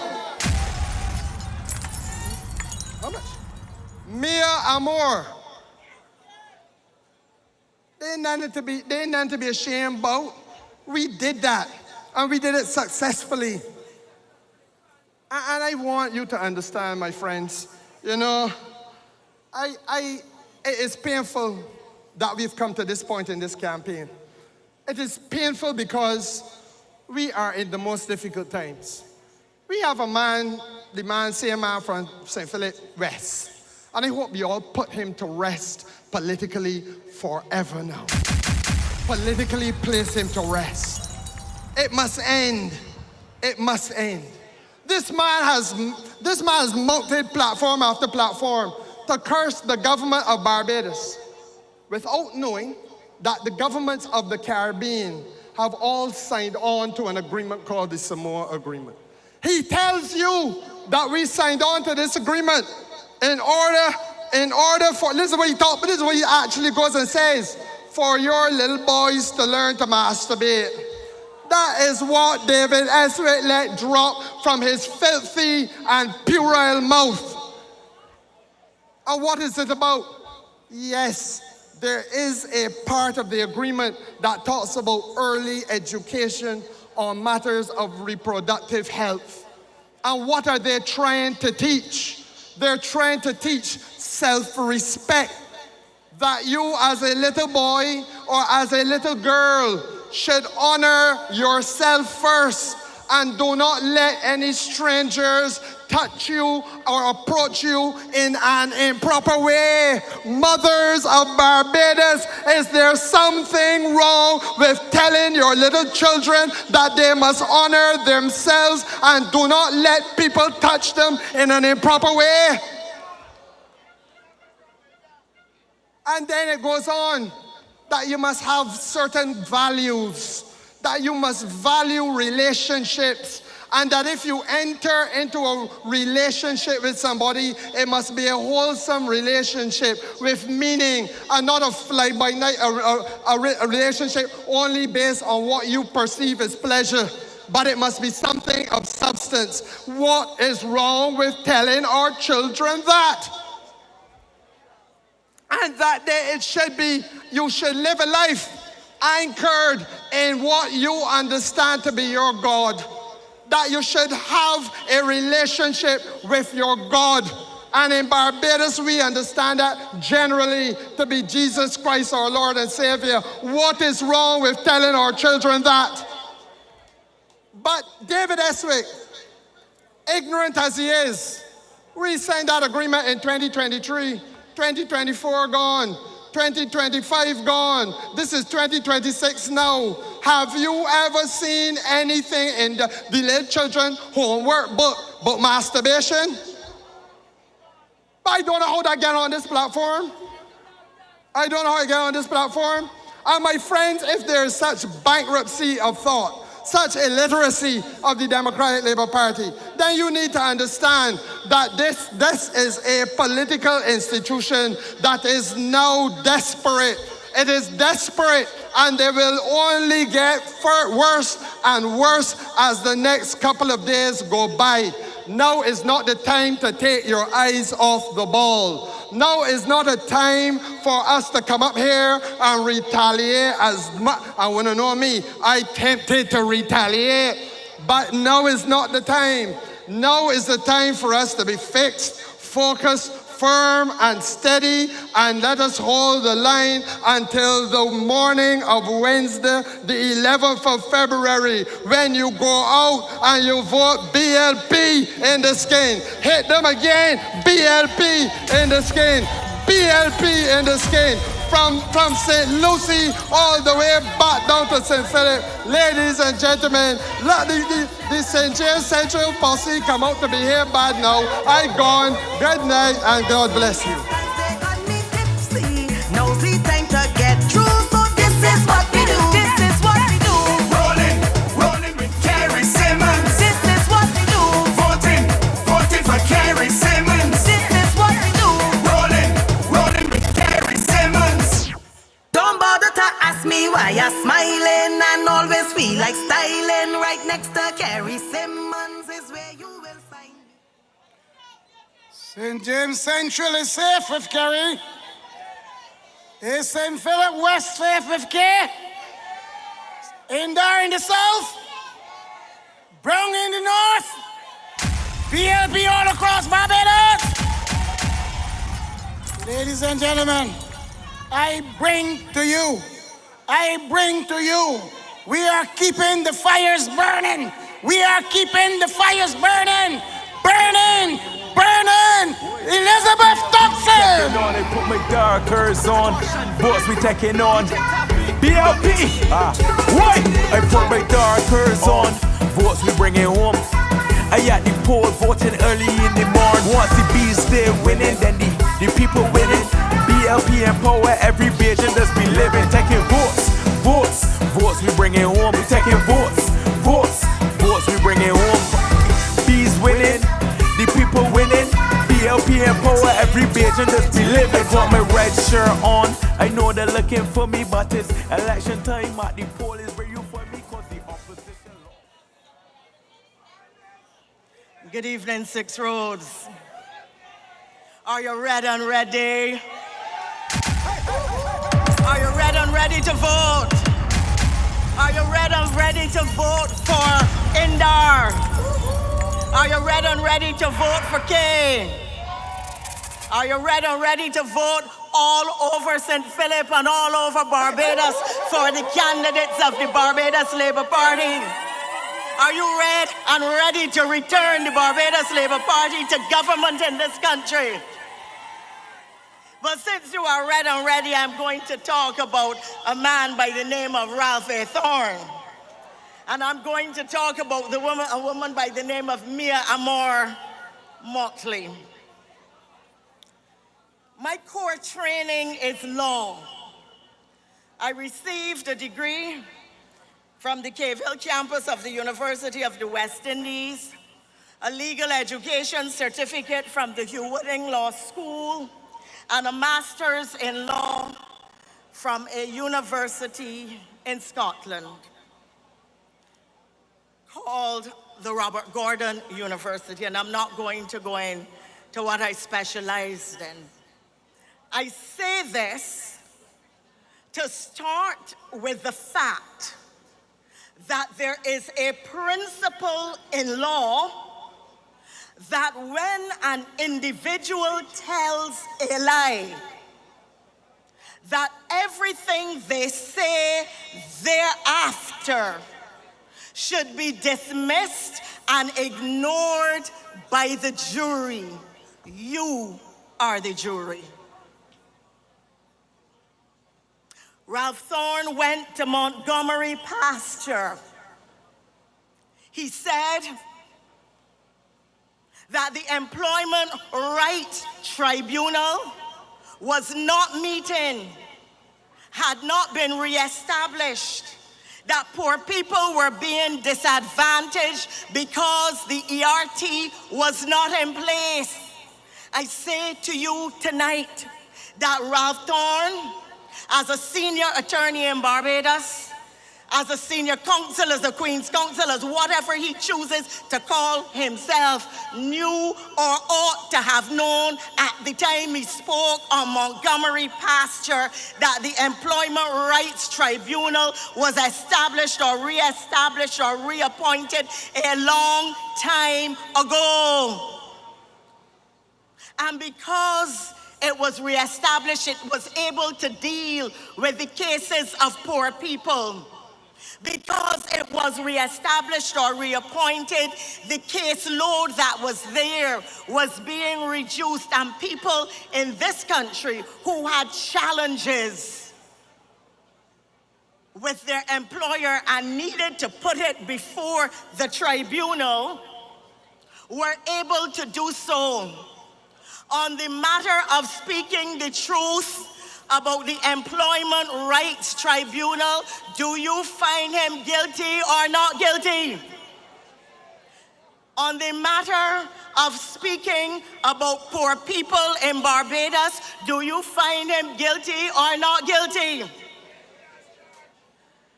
On the matter of holding old women locked out of Democratic Labour Party headquarters, do you find Ralph guilty or not guilty? On the matter of stopping people from praying to God while he had one eye open and the other closed, the eye open was to make sure they couldn't get inside, do you find Ralph guilty or not guilty? On the matter of being a political nomad, moving from political party to political party and back and back and back again, do you find Ralph Thorne guilty or not guilty? On the matter of abandoning the people of Christchurch South, do you find Ralph Thorne guilty or not guilty? on the matter of being unreliable to his supporters, not being able to be found, not doing the work in his constituency, not treating them with respect. Do you find Ralph Thorne guilty or not guilty? On the matter of taking an old woman like Miss Mapp, who had helped them to win a government, walked with Errol Barrow. Her navel string politically was buried in George Street. Where Ralph was not a Dem, she was. Where Ralph was a B, she was a Dem. Where Ralph had no political allegiance, she was a Dem. But Ralph took her and made sure that she was locked out, and that a woman in her 80s on a Sunday morning with nowhere else to go had to confront the hurt and the pain of being locked out of her political headquarters that had been her political headquarters before Ralph Thorne was born. And on top of that, had to contemplate the indignity of whether she would wet herself because she could not get access to a bathroom. Do you find him guilty or not guilty? Irene Sandiford Garner, a Dem all the time I have known her. Undine Whittaker, Big Heather, when they had no money, cooked for them, brought her own stove, supplied them with food. On the morning that Ralph let loose in the women of the Democratic Labour Party, Dem, the ones I just named, and Tyra, all found themselves locked out in the rain like dogs. Do you find Ralph Thorne guilty or not guilty? Do you understand now that his mother may have christened him R.A.T., but he chooses to be a rat by the way he behaves? What kind of animal does that to women? What kind of animal does it to old women? What kind of animal does it to people who served the party long before he did? And you want to know who Ralph really is? You cannot oppose Ralph. Their offense on that blessed Sunday morning when they were denied the privilege of praying to God and worshiping the Master with the rest of the party that they had served all their lives. Do you know what their offense was? Their offense was that they had a difference of opinion with Ralph Thorne. They did not agree with him, and they had the gall to say so. And in very much the same way that he said to the Barbados Labour Party parliamentarians that if they had not interrupted him in Parliament, he would have shut up 45 minutes before. And you can hear him say, when I'm hungry, I'm gonna starve you out. Do you find him on the charge of starving or politically the people of the Democratic Labour Party and attempting to starve the parliamentarians of the Barbados Labour Party? Do you find him guilty or not guilty? Guilty as charged. This is a man, and I want to contrast Mia Mottley. Ralph inherited a party that had problems. Ralph had an opportunity to build the party. He had the opportunity to put Ronnie Yearwood in the Senate. Instead, he fired Tricia, and she found out in the newspapers. And instead, he forced out Steve Blackett. He forced out Ronnie Yearwood. He forced out several other long-standing members of the Democratic Labour Party on the matter of causing the Democratic Labour Party to get popped down. Do you find Ralph Thorne guilty or not guilty?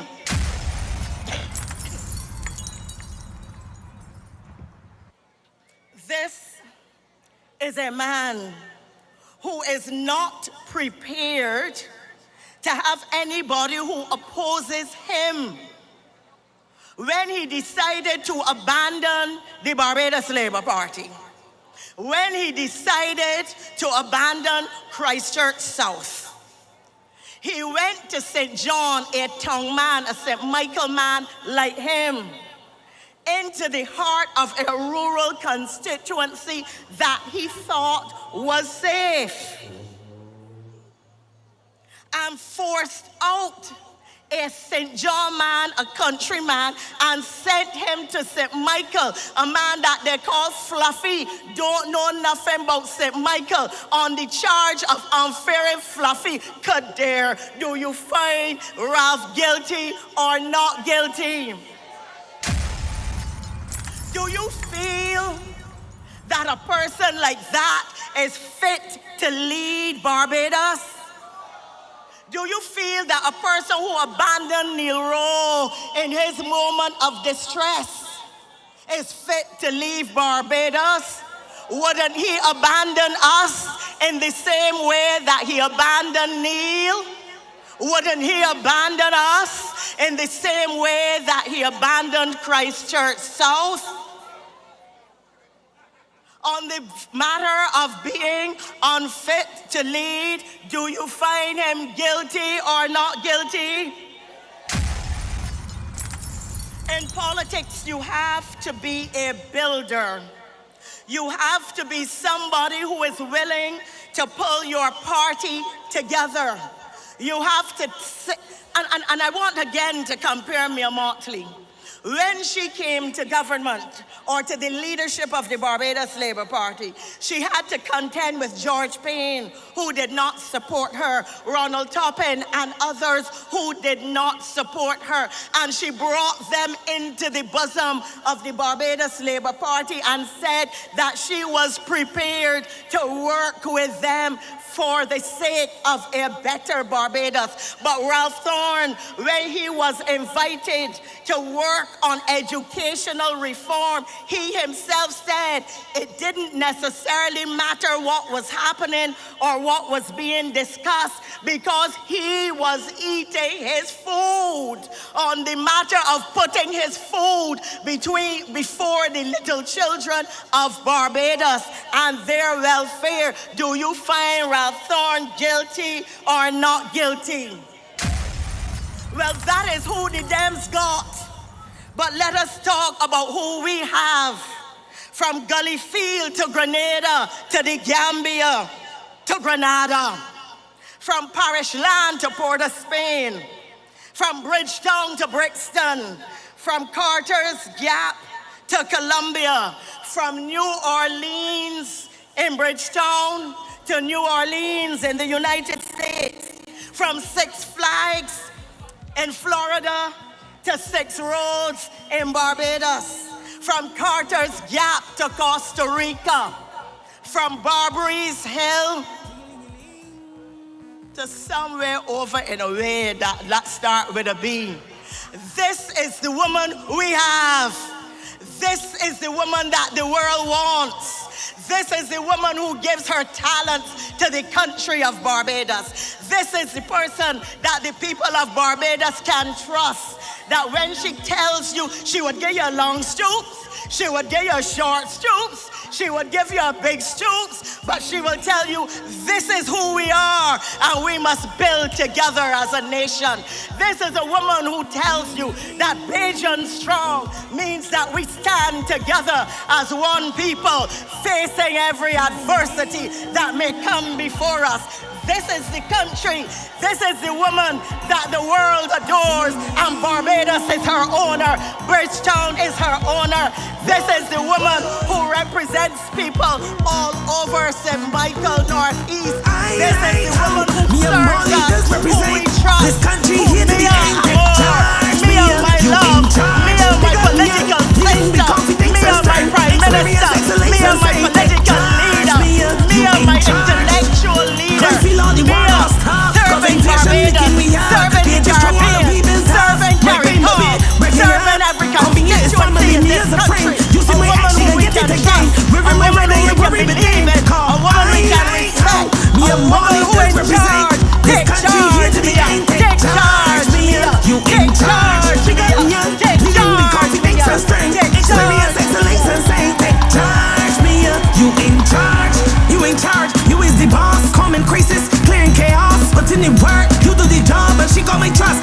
enough. Why, me here for me? Why, me here for we? Why, running the country firm and steady? Cause I like how me and Molly does represent this country here to the end. Take charge, me, you in charge. Big up me, leading with confidence and strength. Experience, excellence and saying, take charge, me, you in charge. I feel all the war got stop, cause inflation licking me up. But we just strong, all of we built up. My pain, but we breaking up. Coming here is family, me as a friend. You see my action and get it again. Wearing my red, I ain't worried with them. Cause I like how me and Molly does represent this country here to the end. Take charge, me, you in charge. Big up me, leading with confidence and strength. Experience, excellence and saying, take charge, me. Whoa, boy. I like how me and Molly does represent this country here to the end. Take charge, me, you in charge. Big up me, leading with confidence and strength. Experience, excellence and say, take charge, me, you in charge.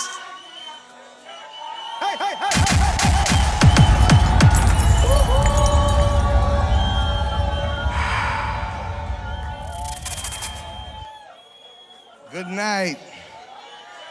Good night to the people of St. Philip. Good night to the team of the Times. Look at how Six Roads look different from the last time we were here.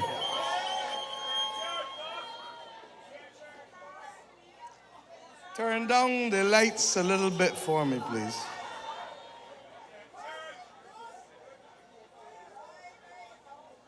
Thank you. I want to see my people.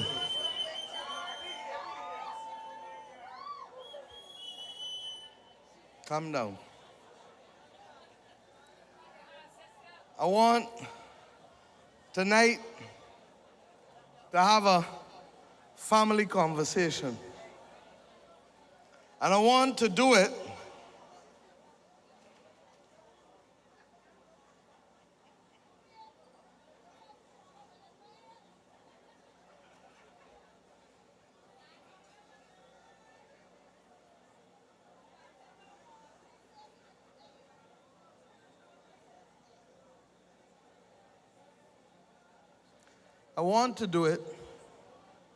because the last time I spoke at Six Roads, I told you that it was probably going to be my last term. And I have a duty to talk with you tonight and to explain first and foremost why I said it and why I'm here tonight. And this is a conversation with family. On that occasion, I genuinely believed that I would take my time and go, because I'd always said that I only wanted to serve 2 terms. It was further compounded by the loss of my brother. And I understood then that life is precious. Over the course of these just over 4 years, it took us literally another 18 months, almost 2 years, before we could come out of COVID. And when I say to you that this government then was reduced to effectively only the last 2 years to be able to play the hand that we always wanted to play from day one. We came in, as you know, facing serious odds against us with no money. And we said we wanted to do some mission critical things, and we did them. I don't need to repeat them tonight because you know them well and you've heard me over and over. And then COVID came, And even when COVID was finishing, the war in Ukraine broke out. And the Secretary General of the United Nations asked me to serve on a special committee of only about 6 or 7 heads of government from across the world. And it gave me a laser-like view as to what we as a small state and as a Caribbean region would face. We understood that the cost of living was going to go sky high. And that is why I called Kerry Simmons and Lisa Cummins and the private sector at the time. And we said to them, we're gonna remove the duties. Ryan would take care of that, the VAT and the import duties on about 40 items. Can't remember the exact number now. Because we need to shield the people of Barbados.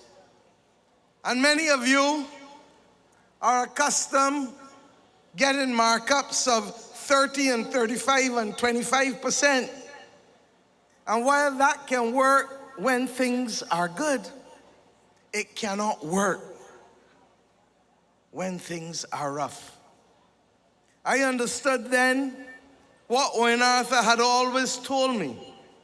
He said, Mia, you will not find many powers for the Prime Minister-in-law, but it is the influence of the office when properly exercised, fairly and transparently, that can bring people together who would not normally come together to do things.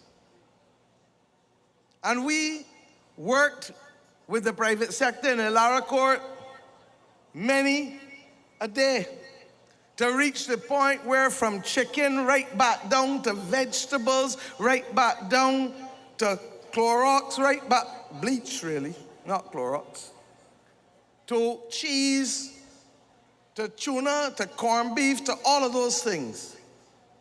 And we worked to get them there. And we said, look, we will also cap the VAT on electricity for basic use for everybody. We had already, before that time, capped the freight costs, containers costs, on what we would use to calculate duties to make sure it wasn't passed on to any of you. I start here because from 2022, we then had other things. Before that, we had had the ash fall, and we had had the freak storm, and we had had Hurricane Elsa. And we are still today trying to fix people's houses because the scale of the damage was tremendous. In New Orleans, in the US, there are still people who have not had their houses repaired from Hurricane Katrina. And that was long, long, long before Elsa or Beryl. But your government throughout saw people. And I asked myself, last year after Chad's by-election, I realized that to leave at this point in time would almost be an act of treason for the people of Barbados. And I say so conscious that the skill set that I've been able to bring together in the cabinet, in the parliament, and with the advisors, and the experience that I have been able to garner in this job, and the network that we have been able to reach, having persons across the entire world, not for me, but for the people of Barbados.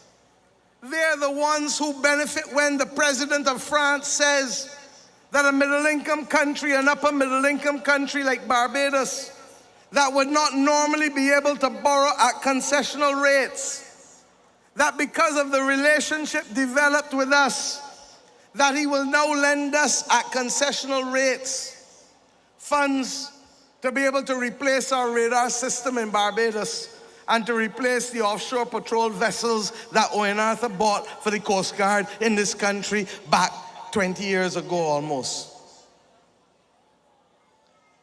We are the people who led the world with natural disaster clauses, fancy language. But a point that if Barbados ever gets hit by a hurricane like Ivan or Melissa that just hit Jamaica, we have enough. We can pause all of our debt payments, principal and interest, giving us the equivalent of just under $2 billion in 2 years to be able to take care of those of you who are uninsured and underinsured while having to build all the public infrastructure in this country again. And the World Bank that covers 193 countries was led by Barbados on this. So that when I saw what was happening last year with the tariffs and with the geopolitical struggles and the threats that were starting to come into the Caribbean as a zone of peace, we knew that there would be issues with Cuba and Venezuela and all of that. And we knew that should anything break in Venezuela, Barbados was the largest tourism hub nearest to Venezuela. And as we saw on the 3rd of January, we paid the largest price because it was our country that saw the greatest number of cancellation of flights with respect to tourists and by extension also to the cruise lines. But the second reason that I changed my mind related to the issue of public safety and crime in this country. I was trained as a lawyer, and I practice predominantly criminal law and constitutional law. And I don't take on Ralph and Hal Gollop with the nonsense about my legal qualifications, because that is an act of desperation when you have nothing else to say. I belong and I'm a member of the Bar of England and Wales, of Barbados, of Dominica, of St. Kitts and Nevis, of St. Vincent and the Grenadines. And I recognize that I also served as Minister of Education for 7 years and Attorney General for 5 years. And that there would be very few people who would be able to bring together what was necessary to start to deal with the strengthening of our law enforcement system, the reform of our criminal justice system, and the need to build strong societies, strong communities, strong families to fight crime, to prevent crime in this country. And ironically, that is how Michael Lashley and I started talking, because we saw Barbados first, not party. And those were the two reasons predominantly that caused me to change my mind. I don't come to work to make money. If I wanted to make money, I would go back to the bar and do so. I come to work because I believe that this country that raised and shaped all of us deserves the best possible chance. I come to work because the workers of this country, who many do not see, were the ones that working with the unions, the Barbados Workers Union, that we could make a meaningful difference in their lives, and hence the minimum wage today that has been introduced and increased twice. And people can earn on a 40-hour week, 4 weeks a month, $740 more a month than they did before. I come to work to be able to make sure that women, many of whom are left below a glass ceiling, and the young girls who don't believe that they can do things, can look at all of the rest of us and not only aspire, but that we can create the opportunities for them in real ways. I come to work because I understand that this country will now have 1 in every 2 people by 2050 over the age of 65. And right here in 6 Roads, on top of what we have been doing, building the new geriatric hospital on the ABC Highway, you see it and see how pretty it looks. But we have come and said that every parish must have facilities to help take care of old people in this country. And right up this road in Stirling, Kirk Humphrey has started the work to build the first senior citizens village that is parish-based. And the first facility for disabled people. Why? Because I have an aunt who is deaf-mute and who helped raise me. And I know that my father at 25 and my mother at 20, when they got married, to take an older sister to live with them is not an easy thing for a young couple to do. And I give them praise, all praise, for having the heart to be able to do that. And to this day, at 93, she lives with my parents. And the reason why I know it is because I spent 2 years living with my grandmother. And one of the things she was always worried about is who would take care of Anita when she passed. And I have seen when Cynthia and I worked in the Ministry of Education, so many other parents come in to us with children who had disabilities and did not know how they would be able to make sure that their children would be taken care of. Marsha, you and I visited a family in your constituency in Clapham, and the lady had a number of children. Same thing. And she was worried and expressed to us, I don't forget these things. Sonia, when we canvassed the other day here with you, same thing. A lady with 2 children, one autistic and one with cerebral palsy. And these are the people that we come to work to make a difference for in this country. We come to work for the single mother and the single father who only have 1 income coming in the house. And when that onslaught of cost of living came, these are the ones, particularly those at the bottom, who were only getting a tax credit, a reverse tax credit of $650. And the first thing we did within 1 year of coming in was to carry that to $1,300 and to broaden the number of people who could benefit, not just people earning $1,500 and less.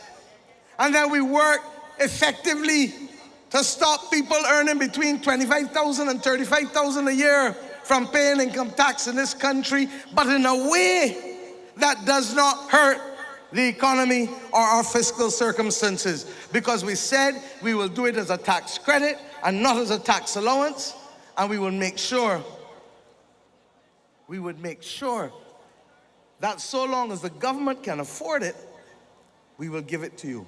No different from a family, because with children, if you can afford it, you can tell them, I can get this, you can get this, you can get this. But sometimes something has happened when you got an extra bill to pay, and all of a sudden you can't do it this year, but I'm gonna do it again as soon as my hand catch again.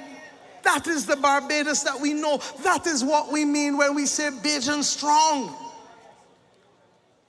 This government that I lead joined hands in hands to be able to make sure that we could do the things and to tick off one by one all of the things that we inherited that were a backlog because the country was broke for a long time. And now tonight, you have 18 straight quarters of growth, 4.5 years of an economy growing. You have the lowest unemployment ever in the history of this country. But I am here to tell you that I am still not satisfied, because I believe that we can carry it lower, and more importantly, we can try to get better jobs for our people. And just because you have low unemployment does not mean you do not have underemployment. When do you hear a government tell you that from a platform? The typical government just boasts the chest and say, oh, we did this and we did that. But I keep pushing harder and harder because I know our country is capable of better. Tony, in your constituency in St. George, a few months ago, I said then that I want people just to do their job, whether they work in the public sector or the private sector. That is what is going to make the difference for us to reach higher and higher, or as our manifesto says, greater will our nation grow. And these are the reasons that we have come to you again for permission to continue the job. With respect to the crime and public safety, Dale Marshall has done a brilliant job having the consultations and starting the process of modernizing criminal justice in this country. Thank you, my brother. A brilliant job. You understand that a lot of the legislation we have in our criminal justice system is 19th century and 20th century because we have a police service that was formed in the year slavery was abolished in 1834, and that we turned around and we've been trying to use things and to modernize things. I explained last night in West Terrace that when I first started practicing law, you could not get bail for murder. But the jurisprudence across the world has developed to be able to allow people, particularly if you take long to hear their cases, to be given an opportunity for liberty pending the hearing of the matter. But we went to South Africa when we realized that the first bail act that we did wasn't working properly. And we took the one from South Africa that is very detailed. And that doesn't only look at the risk of the person leaving the jurisdiction or not coming to court. Streets, you know, you work as a police for years. But it also took whether the person is a public threat to other people. And I told you that the notion, I will never forget it, of a person being shot in a PSV in Eagle Hall on a Saturday morning at 8 o'clock was an act of terror. That a person going in Curtin's gas station up here on a Sunday morning at 11 o'clock to buy a little cheese to make macaroni and cheese, or to buy a little bread to make for the children's lunch tomorrow, and to get some juice, and you have to witness people putting your life and everyone else's life at risk. So when I say to you that I take the responsibility seriously of keeping this country safe and allowing this country to grow, it means that. But I recognize that in order for it to happen, it is not simply going to be the actions of a government passing legislation or making money available. That what is needed is what Owen reminded me, the influence of the office of Prime Minister to bring people together and to allow the people who come together to work in common purpose to be able to achieve a goal. And in a very real way, that is why you have seen me embrace a new governance and to say to others, come and work with us. I explained in the city at the beginning of this campaign that if you had a functioning Democratic Labour Party like the one Errol Barrow led or the one David Thompson led,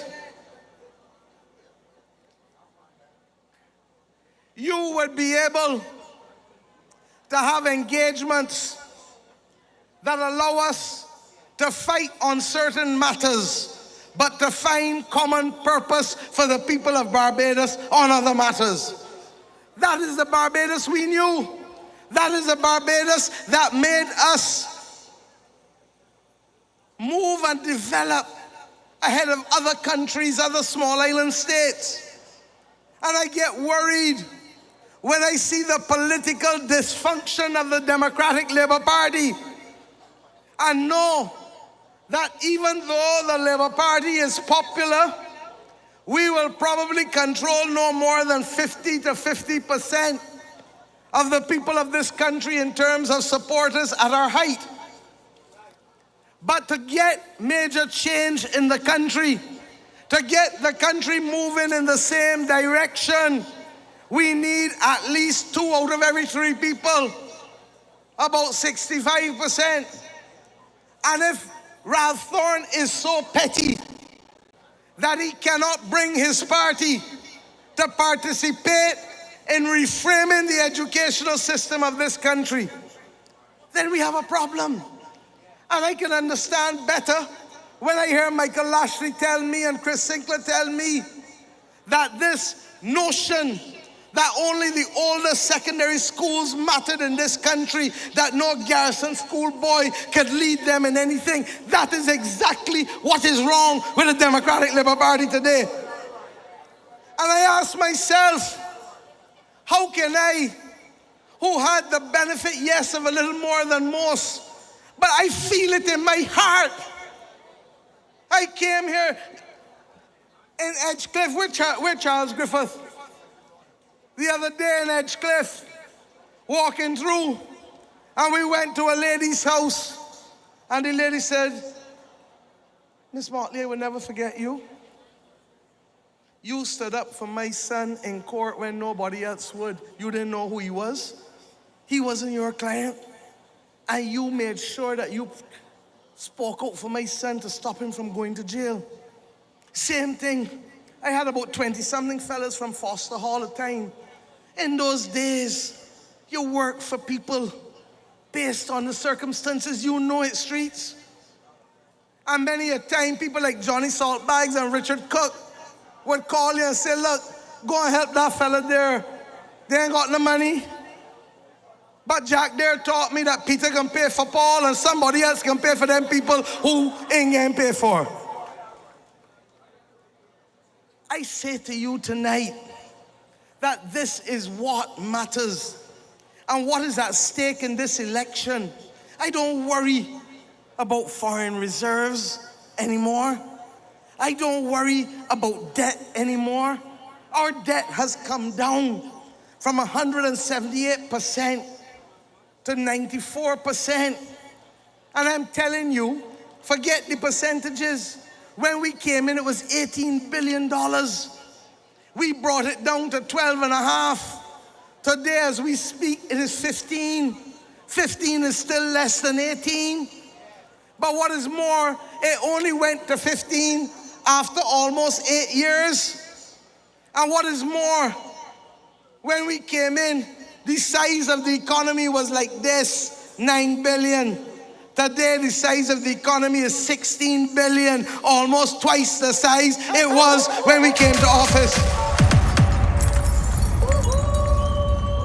Now translate that to yourself.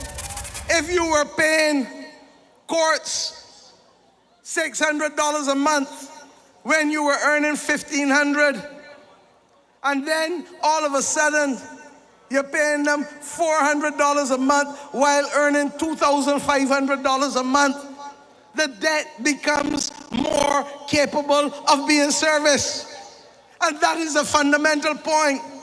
And none of them can get on this platform or any platform and tell you these things, but instead can call women whores and pimps at a time when we trying to be able to protect and uplift our women in this country. Can turn around and manipulate and do all kinds of things. Ralph is going to come to you and ask him, where is the evidence? I already told him last year, put up or shut up. And I say that to him, again to him. Nasty slurs about who got bank accounts in Africa. Well, the last time a leader of the Democratic Labour Party accused me and Owen Arthur of having foreign bank accounts, VOB paid me and Owen Arthur separately $60,000 each in libel, defamation, because it is not true. And there are still 2 cases in court against CBC and the NCF. And the kind of person that I am, the Democratic Labour Party, Gregory Nichols could tell you, Morris King, to his credit, told them they should settle it. And the Dems refused to settle it because it was me and it was Owen. And when we came to office, the lawyers have said to me, Prime Minister, settle the matter with your case. And I've said, absolutely not. You will never, ever see me settle those cases against the NCF or CBC. And that is for the judge to determine. Now, it is true that the judge got the case going on for 16 years, but she got it going for 20 or 30. I am not going to settle it while I am Prime Minister of this country. But the point that I'm making to you is that it is the soul of this nation and the ability for us to come together and to be able, having a steady ship, to allow you to be able to provide for your family, not just financially, but to raise your children in a way that does not get them in trouble, and to raise your children to understand that an honest day's work is what gives them stability in life. And that this notion that everything can be fast, fast money, fast this, fast everything, will bring them into fast death in many instances. At the same time, the character that we must build to build our productivity in this country is the same character that we must build to keep ourselves safe. And it is the same character and discipline that we as individuals need, because Barbados has some other issues that are in our power to fight. We have a diabetes epidemic in this country. There are too many people whose legs are being amputated. There are too many people going blind or going for kidney dialysis. All of these are things that, yes, the government has a role to play, but ultimately, it is all of us individually and collectively working together that makes the difference. And that is how I see the office of Prime Minister, separate from the legislation that we will bring, and separate from the ease, because in our case, it hasn't been a case of imposing excessive taxes on you. We explained from the beginning why we needed a garbage and sewage contribution fee, and what we did to be able to offset the money, the $60 million or so that the Sanitation Services Authority spends each year, and the money in the Water Authority, because when David Eswick left it, he not only left it broke, he left it with all kinds of liabilities to pay. And even now, with 2 desalination plant contracts, giving out 6 million gallons a day, and that the government would have to pay for every single one, whether we took it or not, in what is known as a take or pay contract. And $60-something million in a headquarters down there. And the body who talking all the time behind Ralph Thorne, Hal Gollop, was the lawyer who participated in that madness that is like an albatross across the necks of the people of this country. We just had to settle the damages for one. And the damages that we settle are still less than what the Water Authority and you as consumers would have to pay in this country if we allowed them to continue with that contract. And we are now in negotiations with a second one.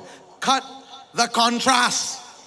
In our manifesto, we said we will build a desalination plant, and that desalination plant will be owned by the Barbados Water Authority and every one of you who wants to put money in that desalination plant.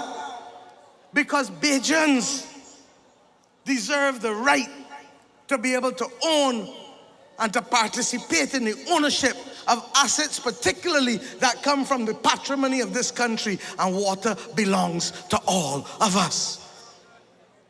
My friends, this election is clear.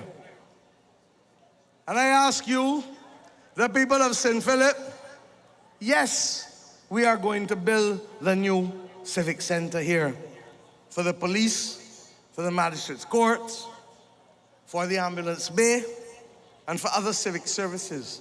Yes, we opened the social empowerment agency around here, and we're going to expand that to take the land at the back so that we can build facilities so that when you come with your children to see the social services, you can treat them and leave them in a dignified and safe place while you talk to the social workers.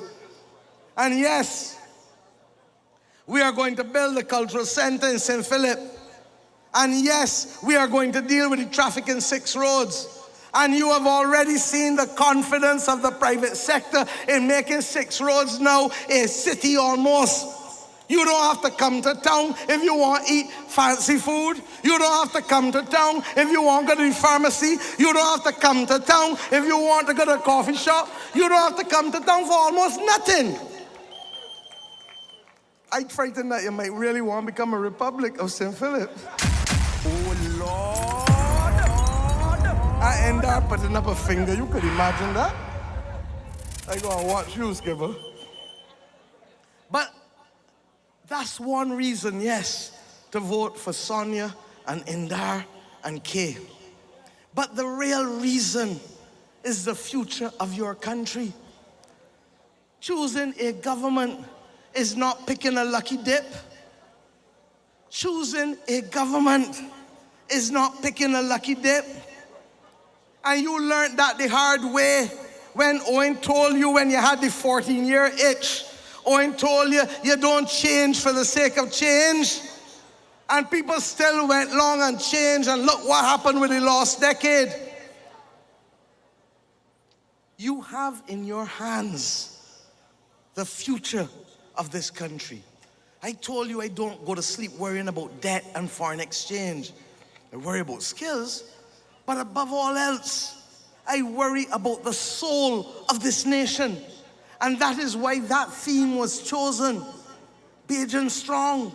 Because our great-great-grandparents and great-grandparents come through the hornpipe. They didn't have anything, but they stood for something.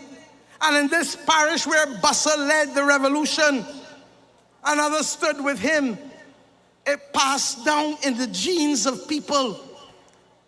And that is why, being a republic, I am insisting that we create the Barbados Republic Children's Wealth Fund so that every child, Sandy, born after the 30th of November 2021 will have a start in life in this country. And it is to cultivate a culture of savings. But the Democratic Labour Party believes that it is a political gimmick because they do not and cannot understand how to run this country. Your choice is clear. Will you put David Estwick in charge of the treasury of this country come Thursday morning? Ralph Thorne effectively told you that nothing can separate between him and David Estwick. And he told you, by his choice of a shadow cabinet, that Estwick was to be that. Instead, you have the balanced hands of myself and Ryan Strachan.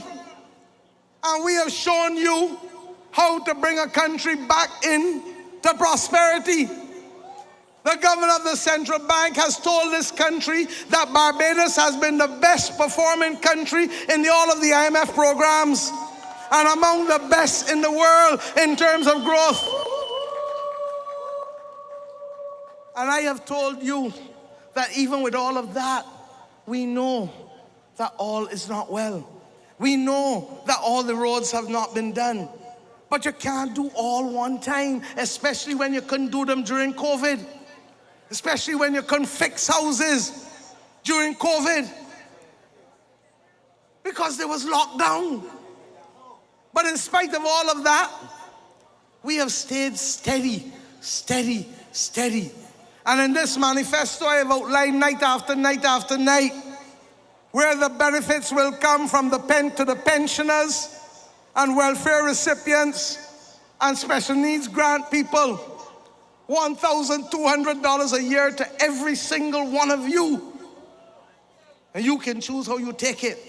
And for those who are middle class and pay taxes on pensions, we have said no pensions up to $75,000. And for those of you who have houses, and there are thousands of people, tens of thousands of people in this country whose houses are worth less than $400,000, and from April will pay 0 land tax. And this is not an idle promise, because we've carried it up, carried it up, carried it up, carried it up. And for those who are middle class, last night I warned you and told you that many of you were the beneficiaries of serious savings in this country in 2019. People forget that we dropped the tax rates for income tax from 16.5 to 12.5 for the first 50,000 after the 25,000 tax-free, and dropped it then from 33.5 to 28.5, so that people earning $75,000 a year in this country save $2,000 a year each of the last 6 years, and people earning $125,000 save $4,500 a year for each of the last 6 years, all because of the budget of this Barbados Labour Party government, and more importantly, the continued good management. My friends, I need us to vote for Barbados. I need you to be Bajan strong. And I say to you that any party who is consumed only with bad talking, they say that the last 7 years has been nothing but famine. Well, if this is what famine looks like, I want to know how you're doing so good. I don't doubt that there are still others we have not yet reached. And that is why we will continue to remove every single pit toilet in this country as long as God has me having breath and you give me the opportunity to lead this government. I don't doubt that there are people who are underemployed. And I say to you tonight that we will work to create the types of jobs that will bring pride and dignity to you. And that is why the partnership with the Barbados Workers Union is so important. And I tell you tonight that we will face the difficult issues. I told you about the difficulty with the pensions the other night, and Caswell spoke about it yesterday. And I give you the assurance that we will establish a working group, because even when there are difficult decisions to be made, we will do it in the interest of this country, because we were elected to be your representatives and to bring fairness and transparency and justice in this country. And I say to you that as far as the healthcare system is concerned, and I want to thank those who were able to contain the fire at the Queen Elizabeth Hospital today, that we have invested the time, the money, the resources. But what needs to be done now is to bring everybody together in common purpose. Because 55 to 60% of our healthcare system is private. And I believe we can do better, all of us. But this means giving us time to continue the job. We have done well. We are not perfect. There have been a few instances where people try to step on the grease. And I don't walk about and talk about them, but I do what? Take action and deal with it and deal with them. And sometimes you see somebody there and you don't see them there again. And you ask yourself what happened. It ain't for me to humiliate nobody, but by the same token, it ain't for them to continue with foolishness either. So my friends, your choice is clear. I want to remind you what is at stake, but I also want to remind you who can make the difference to make it happen. And I ask all of the candidates of the Barbados Labour Party to come on this stage and to step up with me. All who are here, let them up. Come, come, come. And as they gather, I want you to know that as we stand on this platform, the ball is now in your court. And as I tell you that, come forward, man, come forward. Fellas, come. Come. I have not always been an easy taskmaster. I have not always been easy with them. And they will tell you sometimes I'm a little impatient. And sometimes a pip or two might fall from my lips. But I tell you that that impatience and that sense of urgency is because I know that the people of this country deserve only the best. And I say to you tonight that while we are not perfect, we have been a good government. And I ask you to allow us to continue to build the best Barbados possible. And in St. Philip, to ask you, the fastest growing parish in this country, to work with us, because you have a number of young people whose numbers are exceeding our even contemplation. And we have to bring development to you. But I say to you tonight that no matter how much red is out there, the red will mean nothing on Wednesday morning. And the only thing that will count is your votes for the Barbados Labour Party candidate. And I say to you that those who believe that we have won already do not believe that, because that is how opposition parties become governments. And I say to you, those who believe that you want to vote for an opposition, I say to you that when you do that, you take care you don't wake up to a nightmare and to 5 years of a sentence with an opposition in government that you did not anticipate. To stay home is to effectively give the vote to Ralph Thorne and the Dems by default. And I make this last point, and they can tell you this. There are some who believe that a third term, hold tight. There are some who believe that a third term will bring arrogance. Anybody who knows me, and you can ask the tall man who's a man of God, and that is why I wear this shirt tonight, Child of the Most High.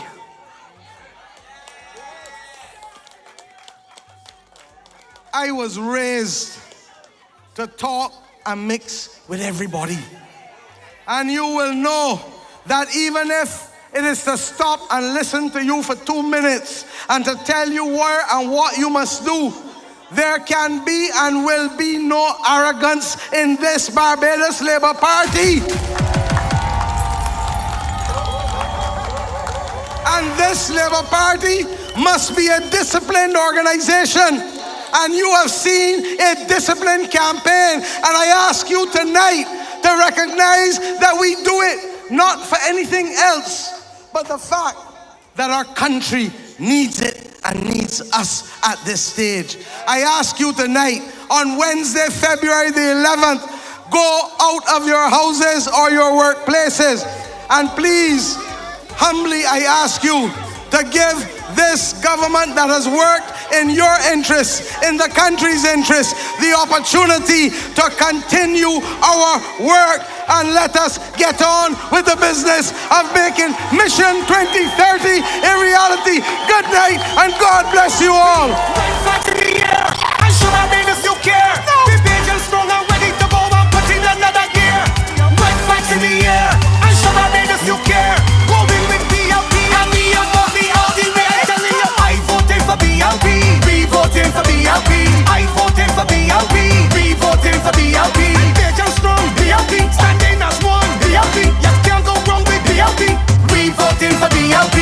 Right now we Bajan strong with the Barbados Labour